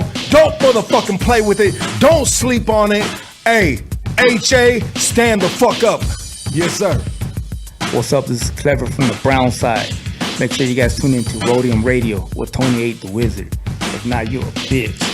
What's cracking? It's your boy Young Thrive right here with the homie Tony A. the Wizard on Roadium Radio. Don't forget to subscribe, man. Check out the best interviews on the West Coast. Yeah. I'm on the Roadium Radio. What up? It's ODM from Lighter Shade of Brown. You know, your daddy's favorite rapper, your mama's favorite DJ, plus that YouTube star, you know what I mean? RBG fam. Lighter Shade all day with the homie, Tony A. Right here, Roadium Radio, Sundays and Wednesdays. Let's go. What's up, guys? It's Baby Girl. I'm here at Roadium Radio with Tony A. the Wizard. Make sure you tune in on Wednesdays and Sundays. What's up, y'all? This is Dalia Coronado. I'm here on Roadium Radio, and you can tune in on Sundays and Wednesdays with Tony A. the motherfucking Wizard.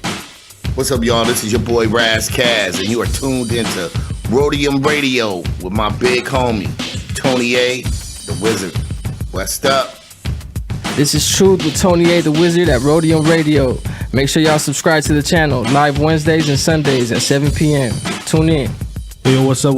This is Lalo KB desde Atlanta. You're listening to Roadium Radio with Tony A. the Wizard.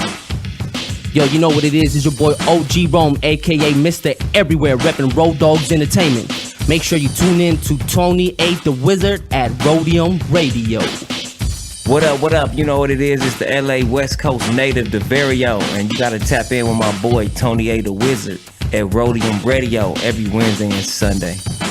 What's going on? It's your boy Isaac Palau on Roadium Radio with Tony A. the Wizard. Tune in every Wednesday and Sunday.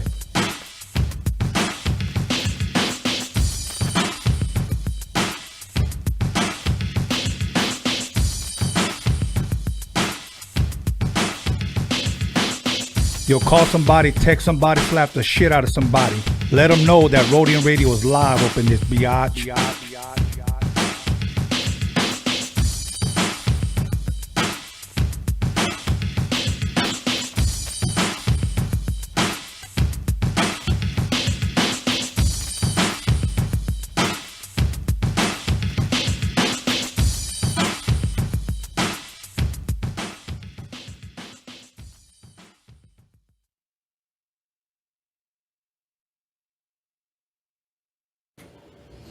Welcome back, everybody, to Roadium Radio, the podcast that slaps across your fat ass with a fat ass dick.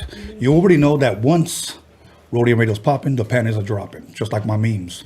My memes are be like off the chain, be off the fucking hook. If you don't follow me, you need to follow me on Instagram because I be entertaining motherfuckers left and right all day, every day, but that's for a different podcast. So now, once again, let me go ahead and repeat the announcement. We're going to be selling ads for our commercial breaks. If you want your album, your business, or whatever, hit us up at DOCUMIXERY.com. DOCUMIXERY.com and click on the tab that says ads, and it'll tell you we're selling 1 minute ads. And I will repeat, if somebody asks, why would I in the hell would I want to, buy an ad from you? Because we get between 250,000 or 500,000 views in less than a month. So if you want the exposure, cool. If you don't, keep it pushing, homie. So other than that, you know what? The Dodgers are still up 4-2. So I want to thank everybody for tuning in to Roadium Radio. So without further ado, please allow me to introduce my very, very special guest, Lady Benz. Hey, how you doing? Good, and yourself? I'm doing good. You know what? Dodger fan? Yes. Yes. Okay. Did you watch that game last night? I didn't have time to watch Okay. it, but my close homeboy kept me updated with everything. Okay. Yeah, because that game, fuck. Yeah, I crushed everyone. Yeah, it really pissed me the fuck off. So, you a Laker fan? No. Do you have a basketball team? I don't have a basketball team, but obviously I'm from LA, so I will rep the Lakers. I'm not like a whole fan like that, Okay. so I'm not gonna be like, I go for the Lakers, Hey, you're keeping it real. What about football? Football, no. I never really had a team, but since I did start watching football, like now I'm getting kind of like used to like the whole routine and how they usually play. So I do watch football here and there. Okay. I love football. I can pretty much watch any football game as long as it's entertaining. Yeah. I love football. It's the only sport that I can see, well, other than boxing, when you could just knock the shit out of somebody. Oh, yeah. I love that type of shit. Yeah, no, I love boxing. I grew up watching boxing my whole life. Really? Yeah, my dad actually, he was a boxer. He used to box in Mexico, in Jalisco. And then me as growing up as a teenager, he was like, you know what, I'm going to put my daughter in boxing. Like, I don't want nobody like messing with her or like, trying to punk her. So he put me into boxing, me and my brother. And we loved it. In the beginning, I was like, no, I don't like it. But then I started getting like, damn, like I really like that whole adrenaline, and like you start adapting to it and you start liking it little by little. Yeah, of course. Because every once in a while it feels good to sock somebody in the motherfucking face. So I get it. I understand that. I used to have a friend one time that used to constantly knock motherfuckers out. Like one punch, dude. And I asked him, I said, man, do you get that angry? And he said, it's not anger, Tony. It's fucking rage. That's what he said. crazy. And I'm like, shit. So like, I don't want to fight this motherfucker. But now, my favorite or my era was Julio Cesar Chavez, obviously, and Mike Tyson. Mm-hmm. Who were some of your boxers, if you can remember, the ones you used to grow up watching? It would say Julio Cesar Chavez, Okay. because my dad would always watch him all the time. Mhm. He would always watch his boxing channels. If it wasn't soccer, it was, boxing. Right. Okay. So it was just whatever was on or whatever your dad put on, you watched. Yeah, I'll watch it. Okay. Now, I think the last time I spoke to you, we talked about Freaky Tales. You ever watch Freaky Tales? Yes. I have. You know what? We did actually. Me and a couple of friends were watching Freaky Tales. That one time you were interviewing a Magic Girl. Okay. We were watching that episode, and we were just like tripping out, you know, and we actually had like something happen to us. Like one of my stepdaughters and stuff. We were in my mom's house and we were watching Freaky Tales with you and Magic Girl, and like at 3 a.m, the girls like go to my room and they're like, you know what, I hear someone, I think someone's trying to like break into the house. And we're like, what the hell, who? And we tried going over there, like we just seen a shadow, like a shadow was trying to peek in and they were trying to open the door, and we're like, what the hell, like who's trying to open the door? And then me like being mad and stuff, like who the hell is that person, Yeah. So I go and I check, and obviously it's like 3 a.m, so we're like, thinking like, what if it's just something like paranormal or something, and yes, it ended up being that, because then after that we started hearing like things moving around and like the walls kind of shaking, like just weird stuff going on, and we're like, what the hell? Okay, we're not gonna watch anything with Magic Girl anymore. She's bringing weird spirits. Something's going on. Wow. And yeah, so it was just crazy. Okay, now let me share something with you that people have told me like face to face. They told me, hey man, I can't watch your shit anymore. And I said, why? He goes, every time I watch it, bro, something weird fucking happens. That's crazy. And I was like, for real? He goes, yes, dude. I don't know if it's the eerie music or your tone of voice, or I don't know what the fuck it is. He said, but something crazy, like some people say shadows, the lights flickering. And so I feel somebody behind me, and so pretty soon somebody's going to tell me I got raped last night. I know. By a ghost or whatnot. So now, you watch a lot of TV. Do you watch a lot of movies? And if you do, what do you like to watch? When I have time, yes, I do watch a lot of movies. I like watching, well, since it's October season, like I do like watching like spooky stuff, like Same old here. school stuff. Yeah. Like Michael Myers, The Shining, just old school scary movies, and maybe like little funny movies also, Okay. but mainly it's just scary movies and stuff. Okay. What do you think it is about scary movies that you like so much? I'll tell you, me, and I give this story plenty of times. I think I was like 6 years old when my mom took me to the damn drive-in to go watch The Exorcist. Oh, yeah. And I was like down there between her legs, covering because that movie terrified me. Yeah, no, it's scary. Yeah, so growing up, that's all my family loved to watch. Like they'll say, películas de karatecas, like some karate movies, some kung fu or Bruce Lee or whatever, Yeah. and scary movies. Like, so, but what do you think it was about as far as scary movies? Is it just something you grew up with, or? Well, yeah, it's something that I grew up with because my mother actually, she loves watching scary movies. Nothing scares her. And I'm just like tripping out on like, why doesn't anything scare you, Right. Like she can probably have like some paranormal stuff happening to her because she has told me before. Like she'll see some like weird shadows, like super like at 3 a.m. or something, and she won't get scared, and I'm like, you're not scared? And she's like, no, because I know it was like fake or something, it's not real. It's like she can probably see a ghost or something, but she knows it's not real and it can't affect her, like Right. it won't do nothing to her, so she's just like, okay, I'm just gonna go back to sleep, and wake up and it's just gonna be another day. It's Right. not gonna be there, but yeah, I actually did grow up watching scary movies because of my mom, so I'll be maybe like super late at nighttime watching movies with her, like The Exorcist, for example. I'll be scared shitless and I'll be like, why is she watching this? But I'm like, okay, as long as she's letting me stay up late, I'm gonna watch it with her. Right. And I just grew up, watching stuff like that. It's the same thing with my mom. Nothing fucking scared her. Yeah. Nothing scared her, and I was just like, I'm leaving, But now, where are you originally from? Like, where did you grow up at? I grew up in Southgate. Okay, Southgate. And your parents are from Southgate as well, or? No, they're not from Southgate. My dad's from Jalisco and my mom's from Mexicali. Okay, but you were raised in Southgate. Yeah, I was raised in Southgate, and you can say I had like my teenage years, I was in Huntington Park. Okay. Because from being in Southgate, going to high school, I was going to like Southgate High School, but then I got moved to Huntington Park and I spent most of my high school days there, and then I went back to my hometown, Southgate, but most of the time I spent it in Huntington Park. Okay. And I know you said you took up boxing. Growing up, did you play any other sports? No, I didn't. Actually, I was just into boxing and stuff, and like I didn't really have time to get into a sport because I was so busy being a little like knucklehead, like trying to run my own program, and I used to get in so many fights in school, and I used to get kicked out of every freaking high school that I was in. So Huntington Park was like the main high school where I lasted, you could say, like maybe like 3 years in that until I went back to my home school. Okay. You know, Okay. so- Now, let me ask you a question as far as music is concerned. Growing up with your mother and your father in a Mexican home, what type of music would you say you were raised with? What type of music maybe your mother or your father were playing, or maybe your other siblings? Like, what were you raised with? My dad would play a lot of like rancheras, Okay. corridos. He'll listen to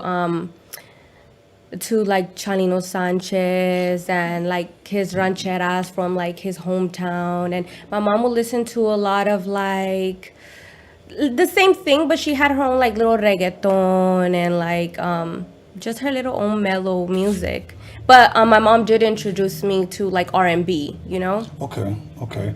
And let me ask you, when and at what point did you start listening to rap, or who was some of the first rappers or rap songs that you began listening to as growing up? Yes, growing up, I would say like starting middle school, you know, like the people that I would hang around with, obviously like they had their own little cassettes and they would take it to school, and then we would all hear music as we like gathered around like for lunch and stuff. So they would listen to either like Tupac or Eazy-E, Bone Thugs, and then growing up, going to high school, it was the Brownside, it was Chicano rappers, it was JV, you know, it was Chicano rappers, you know, girls, TLC, SWV, those female singers. You know, you mentioned JV, and I've known JV for I work with JV. I actually have songs that I recorded with JV that were never released, and I actually have them here. Oh wow, that's And crazy.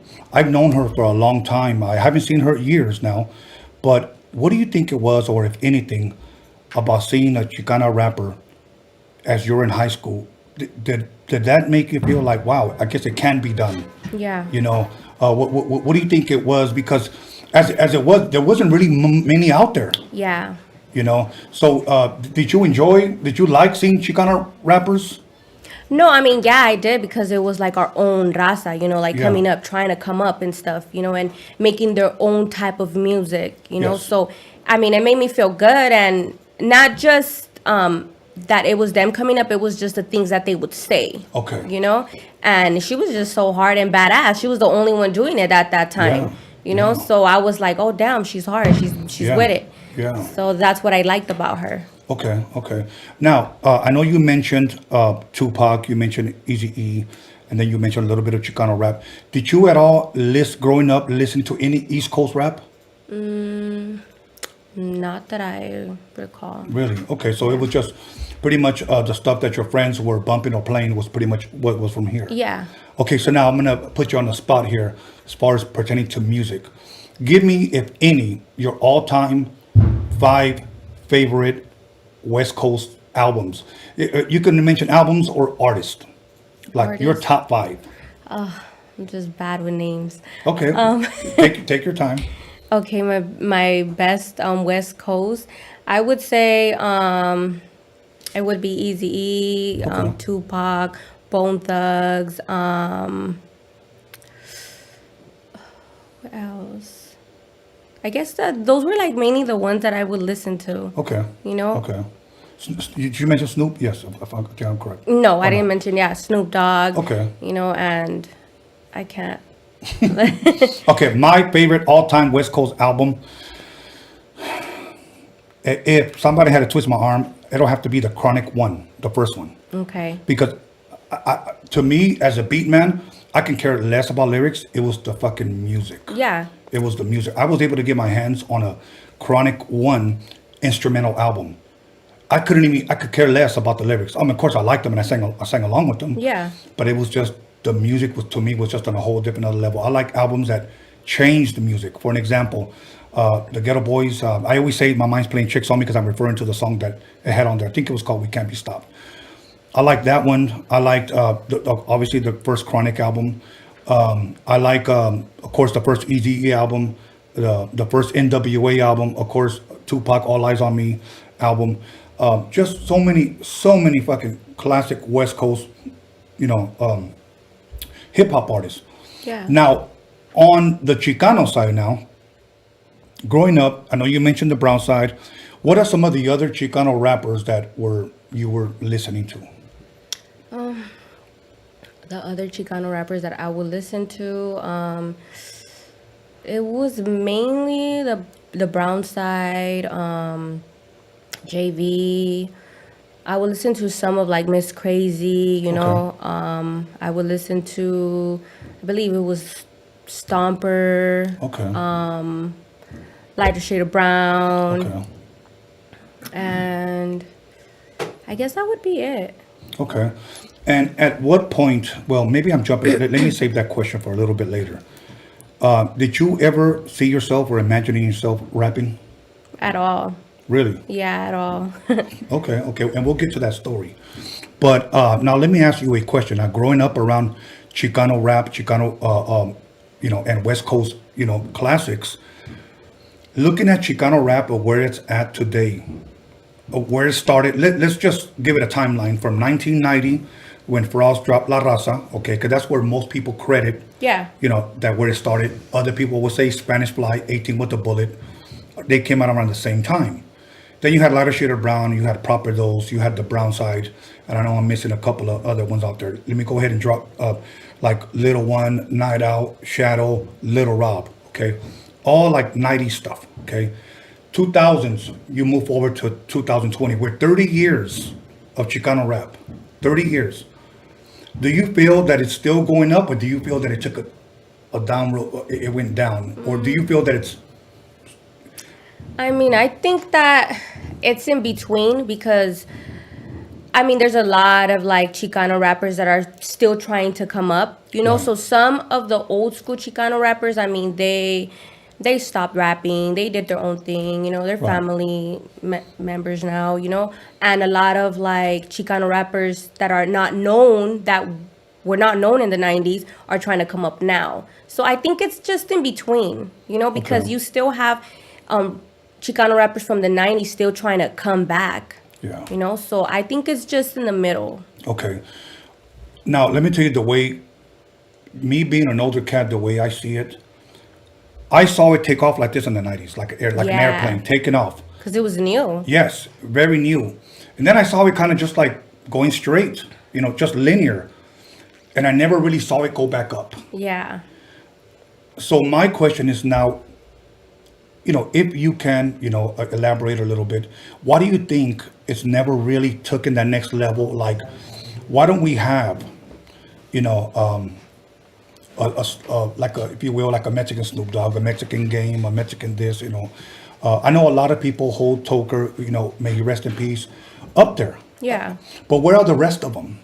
Why do you think it is that we've never really climbed that next ladder or moved up in the ladder, I should say? I think it's just everyone's in competition, like with everyone, and everyone wants to be like the main one. Like everyone wants to be that it. And they don't want to have no one next to them because they want the whole shine for themselves, And I think as if everyone as Chicano rappers gets together, I mean, it'll be possible, Like you can still go fucking up there. Like it doesn't have to stay in the middle. Like it'll go way up there if everyone just unites, and it's not in competition or it's just like, hating or whatever, you know, as long as they work together. Yeah. Say that all of us here, this is our job, what we do here, okay? Maybe we don't have to like each other, but we all want to get paid. Yeah, right? Maybe we can just work as a team. I see you for 8 hours. I don't like her, but, I'll work with her because she's got, a good head. She's good on the computer. She's got, in other words, she's got good ideas, but I'll work with her. Because she's a go-getter, Yeah. But I mean, I like her. After 5 o'clock, I don't have to see her. Yeah, right. It almost seems like we can't do that. It's just the whole pride situation. Like us Chicanos, like we hold that pride like very strongly, and it just takes over you. Yeah. And I always say that there's enough light, there's enough shine, there's enough money to go around for everyone. Yeah. You know, and it's not going to hurt you if you help somebody. You know, it's not going to dampen my career if I help somebody. It's you know, not. but a lot of people, they, you know, it's all about me type of deal. And I'm going to tell you who taught me that. Promoters that told me I will not book certain individuals, because if I booked 5 Chicano rappers, now these are promoters telling me this. Yeah. Every single one of them wants to be the headliner. Every single one of them. Yeah. And I don't want to go first. Why does that motherfucker have to go after me? You know, why do I have to open it? And he just says, I can't do shows. I can't do shows. And I think for me, there were times where I went up there and I was the first guy to open up. We were nobodies. But you know what? We gave the people a dope show, and they always remembered us every time we went back. And eventually, we were the headliners. I mean, I can tell you where we had groups like Jodeci open up for us. Oh, wow. You know, doesn't mean we were better than them, but they were new and they paid dues. Yeah. So it's not gonna hurt anybody's career by, you know, humbling yourself and saying I'm not there yet. You know, so now, share with me how or when you first met Clever or Toker. Was it the same time, at different times? Share with us. Well, I actually met Clever first. Okay.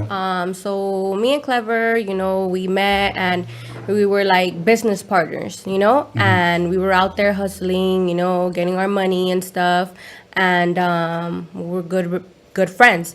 And one time, you know, he was like, hey, you know, like, I want to take you down there, you know, to meet my brother, you know, I've been telling him about you, you know, you're a cool girl and stuff, you know, like, we want to take business to another level. And I was like, oh, yeah, sure, you know, and he's like, you know, my brother's Toker, right? And I was like, oh, no, I don't know that, but okay, you know? And he was like, yeah, Toker from the Brownside, did you ever hear from him? And I was like, oh, yeah, Toker from the Brownside, oh, yeah, I heard of him, you know, and I was like, okay. So we went and, you know, I met Toker and stuff, and ever since that, like, we became really close. I met Clever in 2014, at the same time as I met Toker. You know, a couple of months later, he was like, okay, you know, I feel good to present him to my brother and stuff. So I met Toker, and, you know, me and Clevs, you know, were busting, you know, G moves, you know, for Right. Toker and stuff, you know, and whenever Tokes needed anything, you know, like, it was like, we were one call away, you know, so I need you to do this, I need you to do that, you know, like, Benz, Clevs, like, we were just quick, you know, we were his soldiers, you know, we were his A1s, you know, where he will call me, he will call Clevs, and we were just like, all right, we're on the road. Like, if I'm over there fucking doing something, it's like, okay, I'm dropping my shit, I gotta go. I'm doing stuff, you know? And we were just his fucking soldiers. And ever since that, you know, I met him, we did stuff with him, and after that, you know, Toker mentioned something like, you know what, I want to bring the Brownside back, you know, and I was like, okay, you know, he had mentioned it a couple of times to Clever, and Clever told me, like, my brother, you know, he wants me to be part of the Brownside, he's trying to bring it back on, you know, and he wants to put me on. And I was like, I mean, go for it, like, fuck yeah, you know, that's a 90s shit, like, you know, come back with it. And Toker was, you know, all right, well, I'm gonna bring it back. So I guess in 2015, I guess that was when he was like, you know, I'm gonna make this shit happen. And yeah, and then he started making his music. He had Clever getting his music and stuff like that. And I wasn't part of it, you know. I was still, you know, making moves, you know, on the side and shit. And fucking as time, I guess, passed, couple of months later, he was like, hey, man, you know, what do you think of, like, trying to fucking do music, you know? And I was like, music? I was like, I've never done that shit in my life, you know? And he was like, man, but what about if I just, like, write some shit for you and, you know, like, just fucking try it out, and if you don't like it, fuck it, you know, don't do it. And I was like, fuck, like, but I mean, all right, fuck it, I'll do it, you know, because that's how much love I had for him, you know? It's like, fuck it, I'm gonna do shit, you know, like, because I mean, Toker B, you know, he's just like a big humble ass person, you know? And I still have so much fucking love for him to this fucking day. And when it comes to, like, you doing shit for him, and if he thinks of any ideas of trying to help people, it's like, it's hard to say no, Right. Because he's just that person where it's like, I'm gonna make shit happen. Like, fuck it, we're gonna do shit for, Toker, Right. because he's just that man.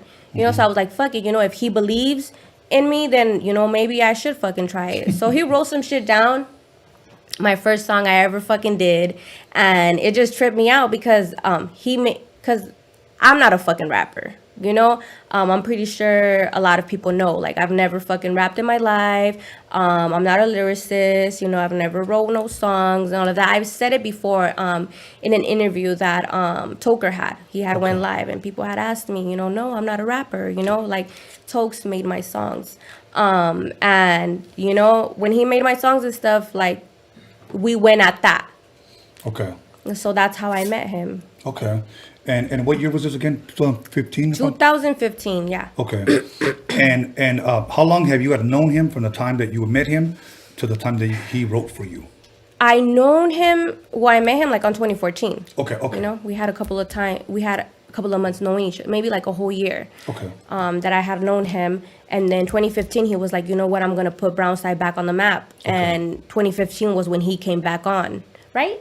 2015 he came back. Okay. Yeah, he had came back on and stuff, and he got a couple of his people, making music and stuff too. Wow.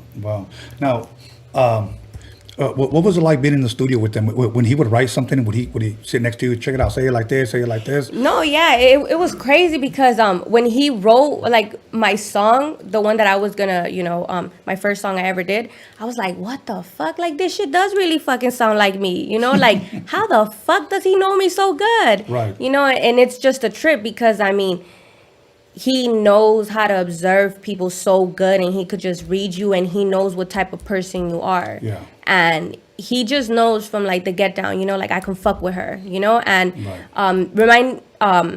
And I'm just remembering right now, when I mean he can fuck with her, meaning me, was because there was an issue back then, Okay. I think it came out in the news. I think everyone's seen it when Clever, he had that prop gun, and the cops were chasing him, and they were trying to get him, and they were trying to lock him up. Me and him were like on the run, we were just on the run and shit, because we were like, fuck that, between us getting the lawyers and getting everything situated, we don't want them getting him, for any reason, switching things up. So we were trying to put everything together, and before all that happened, the cops raided everyone. They had raided everyone. They had raided everyone that was like on the whole video, the introduction video that Clever came out in. They had raided everyone. They raided some of his homeboys. They had raided my house. My mom called me and she was like, hey, the cops are in the house looking for you. And I was like, what the hell? What do they want? And then she was like, well, you need to come over here, because they want to talk to you. And I was like, okay, well, I'm on my way. And I go. And they're trying to tell me, like, okay, where is he at? And I'm like, where's who at? And then they're like, Clever. Like, and they show me a picture. And I'm like, I don't know who that is, And then they're writing everything down. And I tell them, well, I don't know them. I don't know nobody. I just came out in a video, I was just basically, I don't know nothing, and you're not going to get nothing from me. Like, so I don't know anything. You're wasting your time.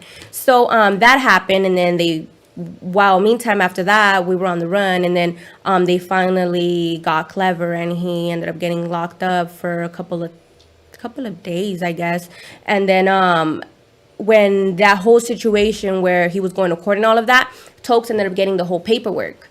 Okay. And Tokes ended up getting the whole paperwork, and he was reading everyone's fucking statements. So he's seen how some of his homies literally fucking like snitched on him and fucking, basically just fucking snitched on him, and they weren't even part of it. Wow. And me, like, knowing him for like a year, less than a year, like that I didn't fucking like snitch on him, he was like, damn, I could really fuck with this girl. Like, she didn't even know my brother like that. Like, she didn't even have to do all that, but, she was with it. And I think ever since that, he was like, you know what, I'm going to put her on. Well, okay. So I guess you could say that's what it was. Well, hey, that would have convinced me. Yeah. Shit, if I had all my so-called homies hitting every fucking high note in every fucking octave at the police station, fuck that. But you know what? We're going to go ahead and press pause right there. And we're going to take a 10-minute break. We're going to come back. I think I'm going to start drinking. Yeah. What have you been drinking? I've been drinking rum and Coke. Remy. Yeah. Remy. Shit. I'm gonna drink Victoria beer and maybe a couple of shots. But Yeah. okay, we'll be back in about 10 minutes. So make sure you guys go to the DOCUMIXERY.com, click on the ads, and if you guys want interested in buying the ads, cool. If not, keep it pushing. Okay, so make sure you call somebody, text somebody, slap the shit out of somebody, or let them know that Lady Benz is in the motherfucking building, and we'll be back with some other questions. Talk to you soon.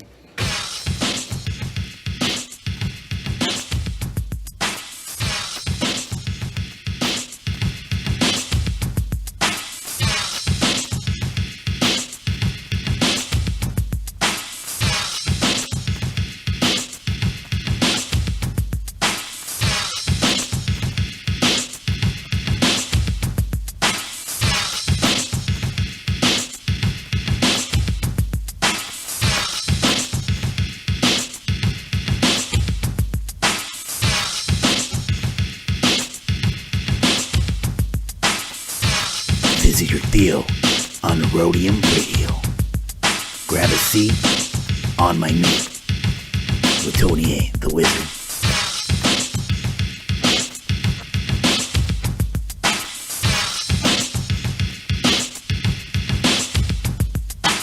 You'll call somebody, text somebody, slap the shit out of somebody. Let them know that Roadium Radio is live up in this biatch.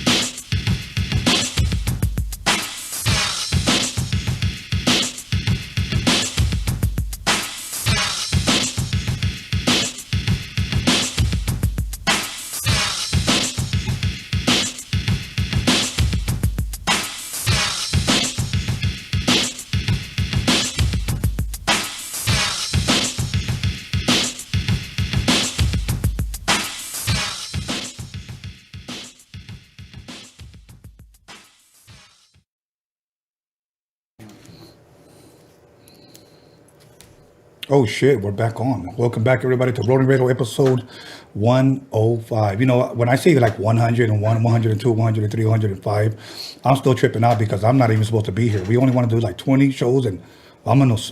But we're still here. Thanks to you guys. Thanks for everybody subscribing, commenting, sharing, talking shit.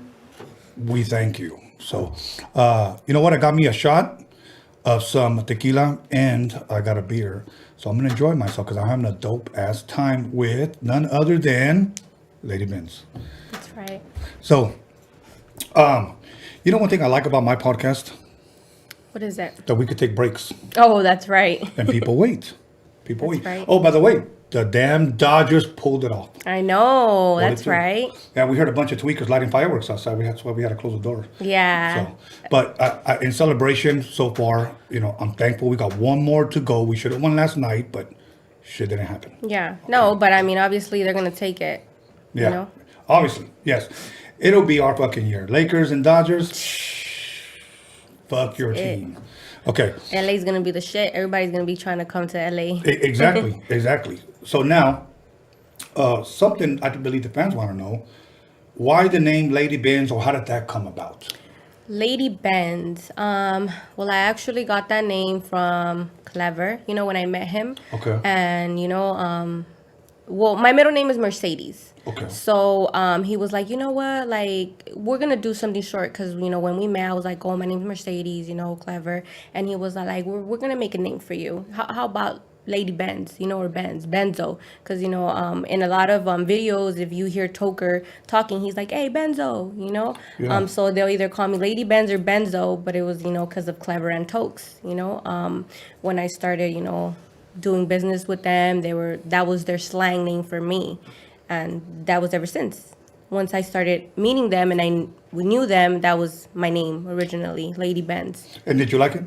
No, yeah, I liked it. You know, I mean, it was shorter, you know, Right, instead right. of Mercedes, Lady Benz. Okay.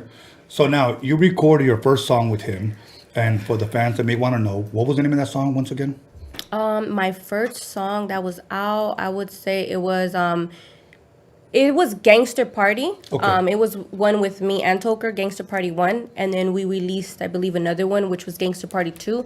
And that was with Toker, Clever, and myself and, you know, the other guys. Okay. And then I released one on my own, which was Love Me or Hate Me. Mm-hmm. It was like a little skit, and then it was Juicy.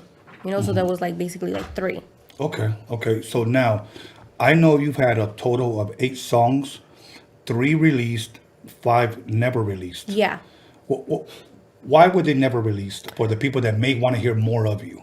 They were never released because those songs, they weren't mastered yet. Okay. So they were still like in the process, you know, and sadly, you know, saying, you know, Toker's passing, it's just, they're not in my possession, you know, like Okay. they stayed, you know, with the person that had to keep Has the them. rights. Yeah, has the rights to them. Okay. And now, so those 3 songs, you released some more. I think it was Gangsta Party, you said, the first one. When it was released, or when it came out, what was the response that you got? Everybody was just, I mean, I started getting like a lot of followers, you know. I didn't think I was gonna get the attention that I thought I was gonna get, but I started getting followers, you know. Everybody started liking those songs, you know, because obviously Brownside, which was, you know, that's Toker's brand name. I mean, he's the owner of it, you know. Right. Then I guess they never thought that he was gonna come back, you know, being a 90s rapper, Chicano rapper. Right. And then bringing along, you know, his artists. And then bringing a female, obviously, they were like, okay, they would probably never picture a girl being in the Chicano rap game, especially not on, like, Brownside, you know? And I guess people didn't, think, you know, he was going to have a girl rapper. So I actually started getting good feedback. Some good and some bad, obviously, you That's know? with anything, Yeah, that's, like, normal. But, I mean, as long as now, like, I mean, I've been getting, you know, little boosts and stuff. People asking me, like, when are you going to release new music and stuff like that. So it went pretty good. Okay, so you did those 3 songs. They were out. You guys did videos. I know I saw one. You and Toker went in together, and you guys were in front of a house. I think it was the Gangsta Party one, if I'm correct. And it had a bunch of dudes, everybody hitting the weed and shit like that. Did you at all, for for people that may not know, maybe they were there. Did you do any shows with Toker? We did. We did two. We actually went to Mexico. We went to the DF. Really? When all that stuff was happening over there with the earthquakes and a lot of people losing their homes, and Toker actually got a fundraiser, you know, and a lot of people started donating money, donating stuff, and he actually took it to the DF, and we actually did a show, you know. So any funds that we got for that was going to be for the cause of those people that lost their homes, anything that they can help. Okay. And that was the show that we did. Like, we did it with Toker. Okay, now let's back up a little bit. You go up there and you rapped, you performed. Were you at all nervous? I always get nervous. Yeah, I always get nervous. But I mean, that's just normal. That's just me, you know? Did you forget any of your lyrics? No, I didn't. Not that time. There's some times that I do, you know? Really? Yeah, there's some times that I do. But I don't think it's because of nervousness. It's just, I don't know, you just have so much things on your mind that sometimes, like, se sale una, and you just catch on really quick, you know? Or you have Toker, you know, that always backs you up, like, on the back line, you know? Because, like I said, you know, like, he did most of my songs. So he'll just, like, back you up and stuff. And everybody used to back each other up, you know? Yeah. Now, you're performing in Mexico. How was that response? Did you get any response from the audience as far as maybe after the show, maybe pictures that they say, you know, we liked it, you're awesome, or, you know, what was their feedback? Well, actually, like, when we got there, like, before performing, like, everybody was just so fucking awesome. Like, they just showed so much fucking love, you know. They fucking wanted to take pictures with us. They were like, thank you for coming over here, like, taking us into consideration of, like, obviously coming to Mexico and performing here, because not a lot of people go to Mexico and perform, you know. And a lot of fans over there, like, they actually love the Chicano rap, you know, and they would want to, like, come over here and go to all them shows, but sometimes they can't, you know. So by us going over there, it's just, like, so much love that they give us. Okay. Now, I'm trying to see how the best way I can word this. So if Toker would have still been here, do you think those songs would have came out? Oh, yeah. Okay. They would have came on. Okay. They would have came out. So is it safe to say that you were the first and the only female from the Brownside?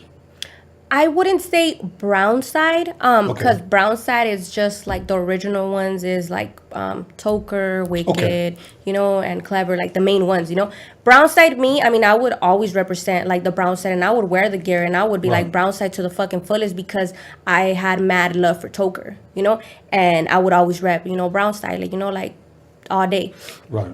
But I was under Easttown Records, you know. So anyone else who fell out, it's not Brownside. It's just Easttown Records. Like me and the other members that, you know, were doing music with Toker was just Easttown Records, and Toker was always Brownside. That was his label. That was his. He was the heart from the Brownside, you know? And I can't say like, oh, I'm Brownside, because I'm really not Brownside, you know? But I will say, you know, Brownside, because that's my boy. That's my fucking dog, you know? And that, you know, I love that fool. Like, you know, rest in peace to him. Yeah, rest in peace. You know what? I'm glad you clarified that, because I know when I interviewed Clever, I know there was people even today, and I don't know, so that's why I ask, that claim the Brownside, you know, that they are Brownside. And not to take anything away from them if they are or if they aren't. I'm just bringing it up because these are questions that people have asked. Ask her if she's from the Brownside after she claims the Brownside. Is there anybody else out there from the Brownside? That type of deal. Because whenever I think of Brownside, you know, it's Danger, obviously Toker, and Wicked. You know, and when I reached out to Wicked, he was like, you know, I would love to, you know. Nobody knew that he was going to be on here. And believe me, I was getting bad. You need to get somebody from the Brownside. You need to get somebody from it, you know, finally. Because I booked him almost like maybe 2 months ahead of time, you know. And when he came, you know, we had a great interview. And he gave me a lot of his insight on the groove, how he met Toker, etc. So, so now, are you still working? Can people expect anything new from you? I don't want to like go around the bush, and like bullshit them like I've been having, telling them that yeah, I'm working on music. I'm honestly not working on music right now. Like I'm just hustling, I'm doing other stuff, I'm trying to like, flip houses and stuff, I want to start working on music, but it's just so hard for me to work on music when Toker's not there. Like, he's not there fucking pressuring me. Like, fucking talk like this, scream like this. Like, like pretend there's a bitch in front of you and you're about to fucking sock her. Like, talk shit to her, Like, things like that, And he would tell me, like, little things, too. Like, man, Benz, if you ever get into a fight, because there's been, like, a couple of times where we would go to, like, over there on the other side. And we would go to clubs and drinking, me and Clever and, his homeboys and stuff. And we would go to Rosarito and we would go drink and stuff. And sometimes we would end up like getting into fades and stuff, Right. And Toker would always be like, man, if somebody ever fucking pulls your fucking hair, you better fucking make sure that you fucking flip them, like get them from the fucking legs and fucking flip them, Right. So he would just pump me up on the studio, like that type of thing, like, get on their face and shit like that. And it's just been very, very hard for me to go on the studio and, like try writing it on my own and not having the support that I used to have from him to like, okay, yeah, that shit would sound hard. That shit would be badass. Like, man, you better fucking kill that shit. Like, things like that he would say that would pump you up. And it's like, it just makes you feel good because you're like, damn, like, he really fucking believes in you, know? And that little tiny bit of yourself that you feel like, man, this shit ain't gonna fucking work. He would always be there backing it up like, that shit's gonna fucking be hard. Like, you're gonna fucking blow up. Like, type of shit like that. Right. So it's just hard, Yeah. Because I know talking to Clever, when I interviewed him, he pretty much said a lot of the things that you're saying, that my brother would help me, he would push me, he would motivate you. And obviously he was very instrumental in your songs, doing the same thing. So I understand that absence many times makes you not want to go back into the studio. Yeah. But I still think that, if you can ever, get back into the studio, I think you could be successful. I truly do. And I'm not the only one that feels that way. I mean, I'll even say, I know my boy Pablito, which you guys know Pablito. Yeah. He believes in you too, big time. Yeah. Like, but he pretty much said the same thing, it was just a Toker thing and then everything just stopped, and I understand it. But if I could encourage you, I do believe that if you took your time, had somebody work with you, produce for you, and vibe together, you guys can release some fire. Yeah. Okay. I'm trying to think of some girls right now, and I know I'm gonna forget some, but I know, like, okay, there's a young girl out there named Bella. She's 17 years old. I always give it up to her. I think she spits fire. Okay. There's another girl named Ray Monique Chicanas.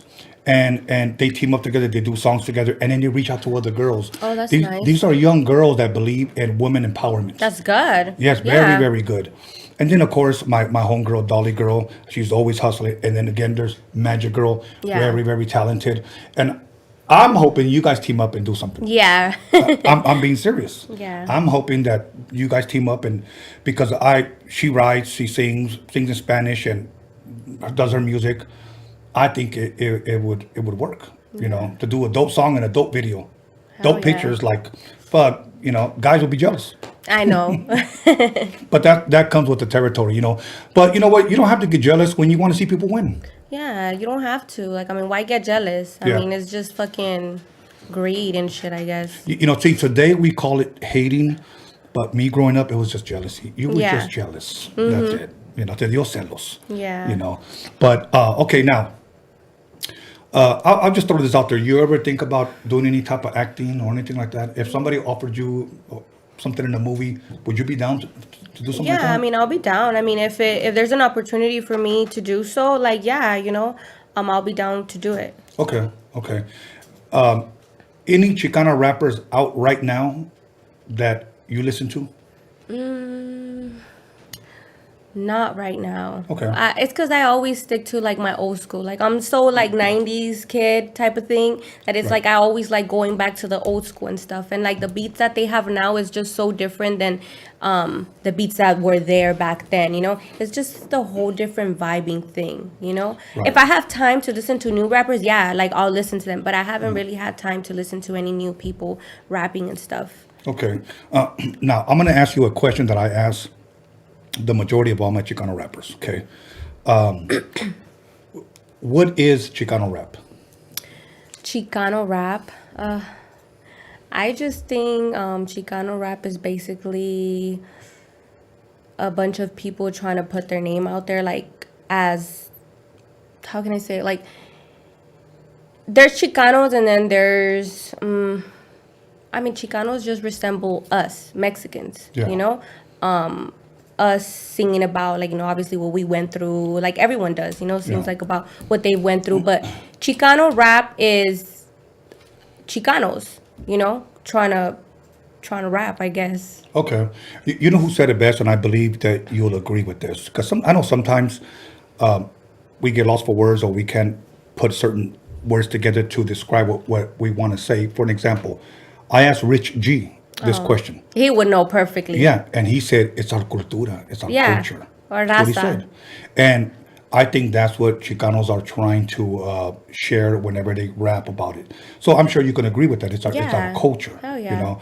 And I think that's what sets us apart, because we're very, very prideful. I believe in a good way of who we are, you know, of our culture.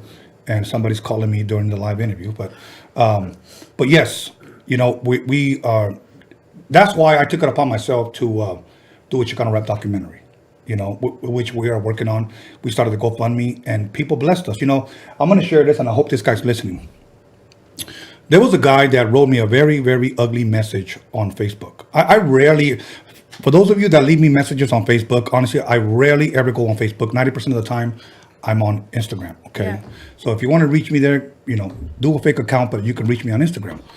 He wrote me a very, very nasty letter, pretty much saying, fuck you, you're a greedy bastard, you're this, you're that, you're that. I don't even know who the fuck this dude is, okay? So I'm not going to disrespect the dude, but let me say this. When I released my first documentary, it was very successful. Never got one bad remark, not one. I funded that out of my own pocket. I didn't have a budget, I didn't have a studio backing me up, nothing. It was me and my boy John and another guy named DG, another guy named Boomer, and then my boy Roger helped with the sound. Whoever I can get to help me honor this man who passed away. So I wasn't going to do any more after that, you know.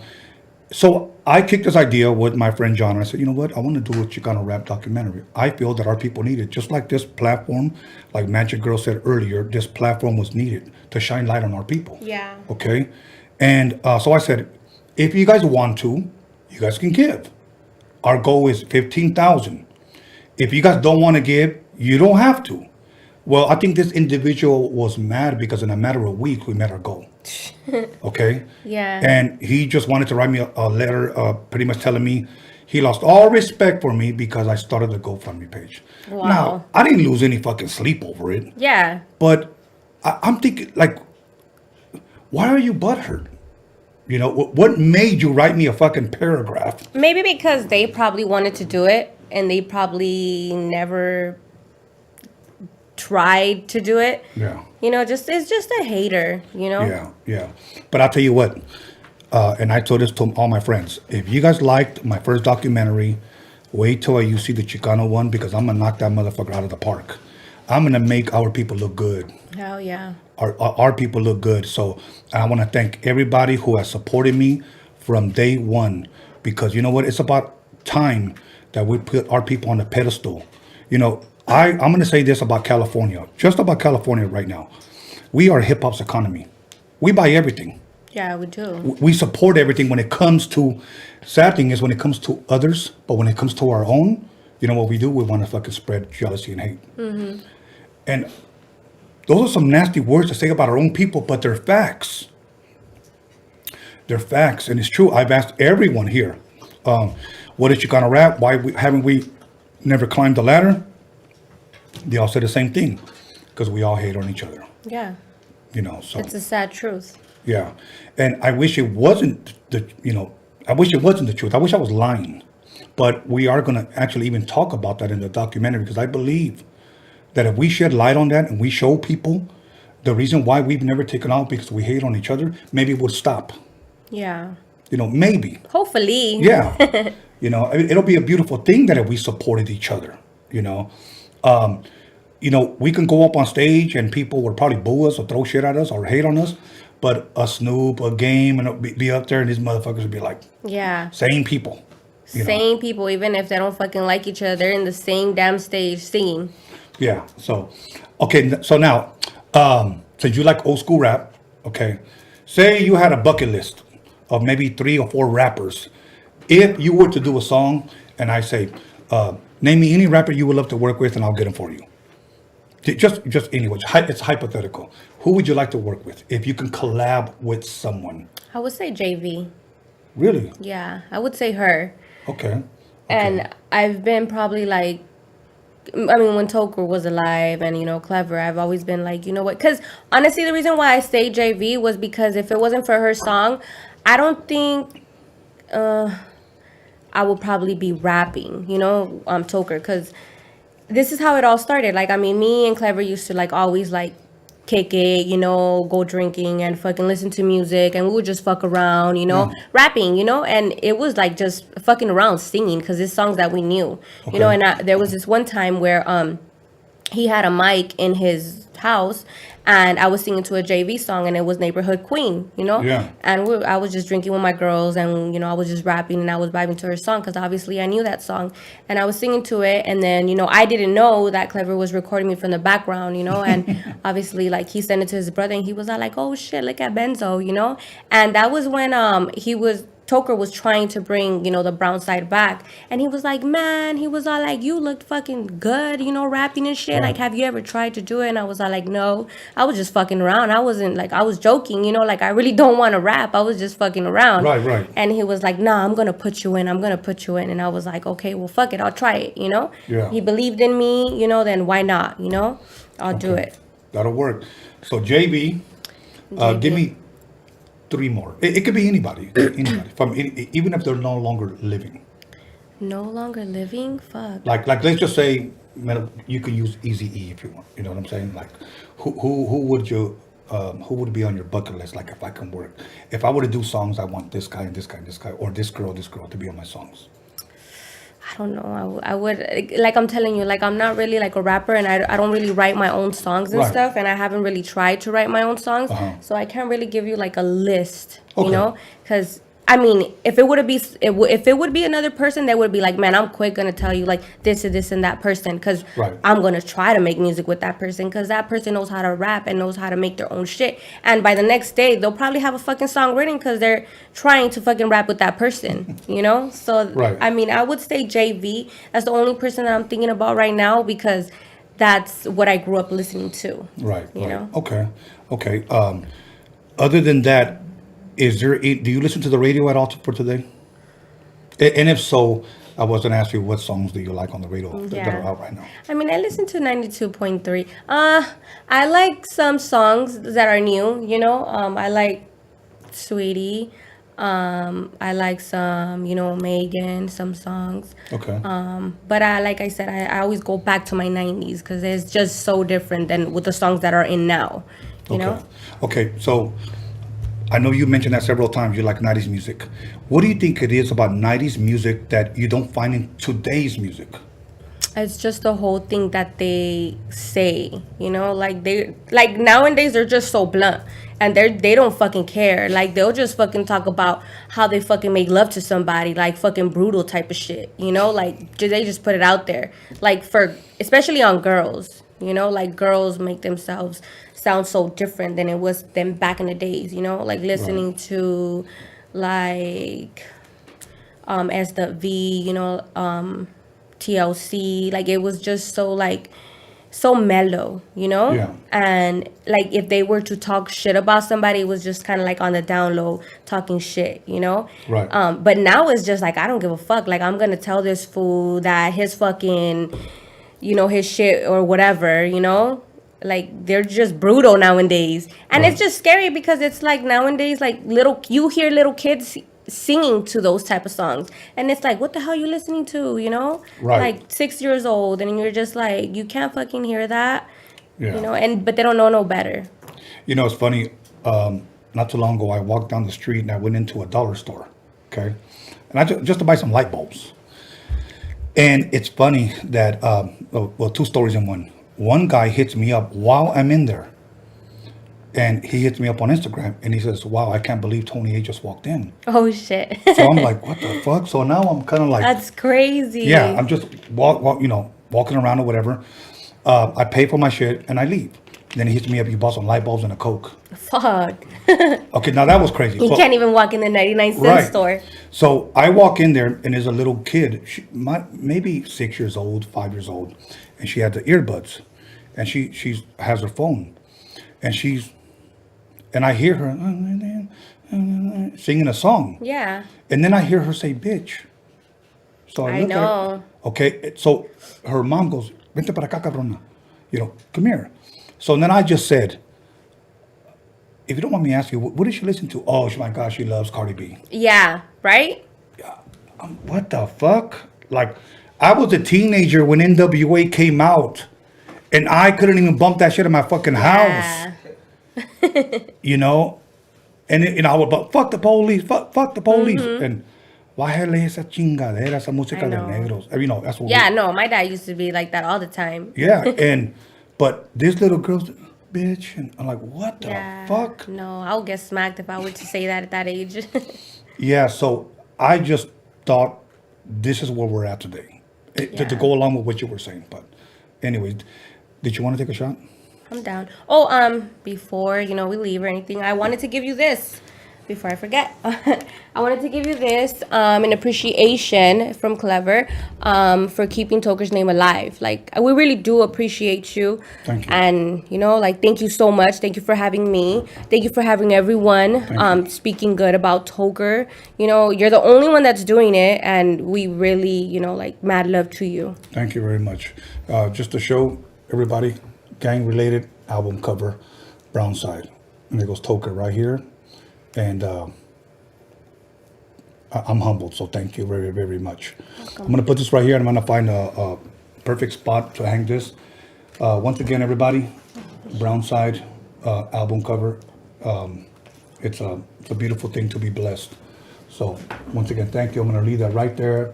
And the next time you guys come through, you guys will see it hung up. Because I plan to have Clever on Freaky Tales. Oh, okay. Yeah, you could do that. Yeah, most definitely. Yeah. Other than that, I don't know, did they handle your bottle? No, I can't take no more shots. I'm going to be the designated driver. Are you sure? Yeah, I'm good. Because I got a tequila. He's pointing at the tequila. So. No, Okay. not the tequila. The tequila. Okay. At this time, is there anything that I didn't ask you? Anything you want to share? Anything you want to say? Whatever. No, that was all. I mean, just shout out to all my fans out there tuning in. Thank you all for being there for me. I mean, I know I haven't been putting any music out, but I mean, they're still there, supporting me. So thank you all.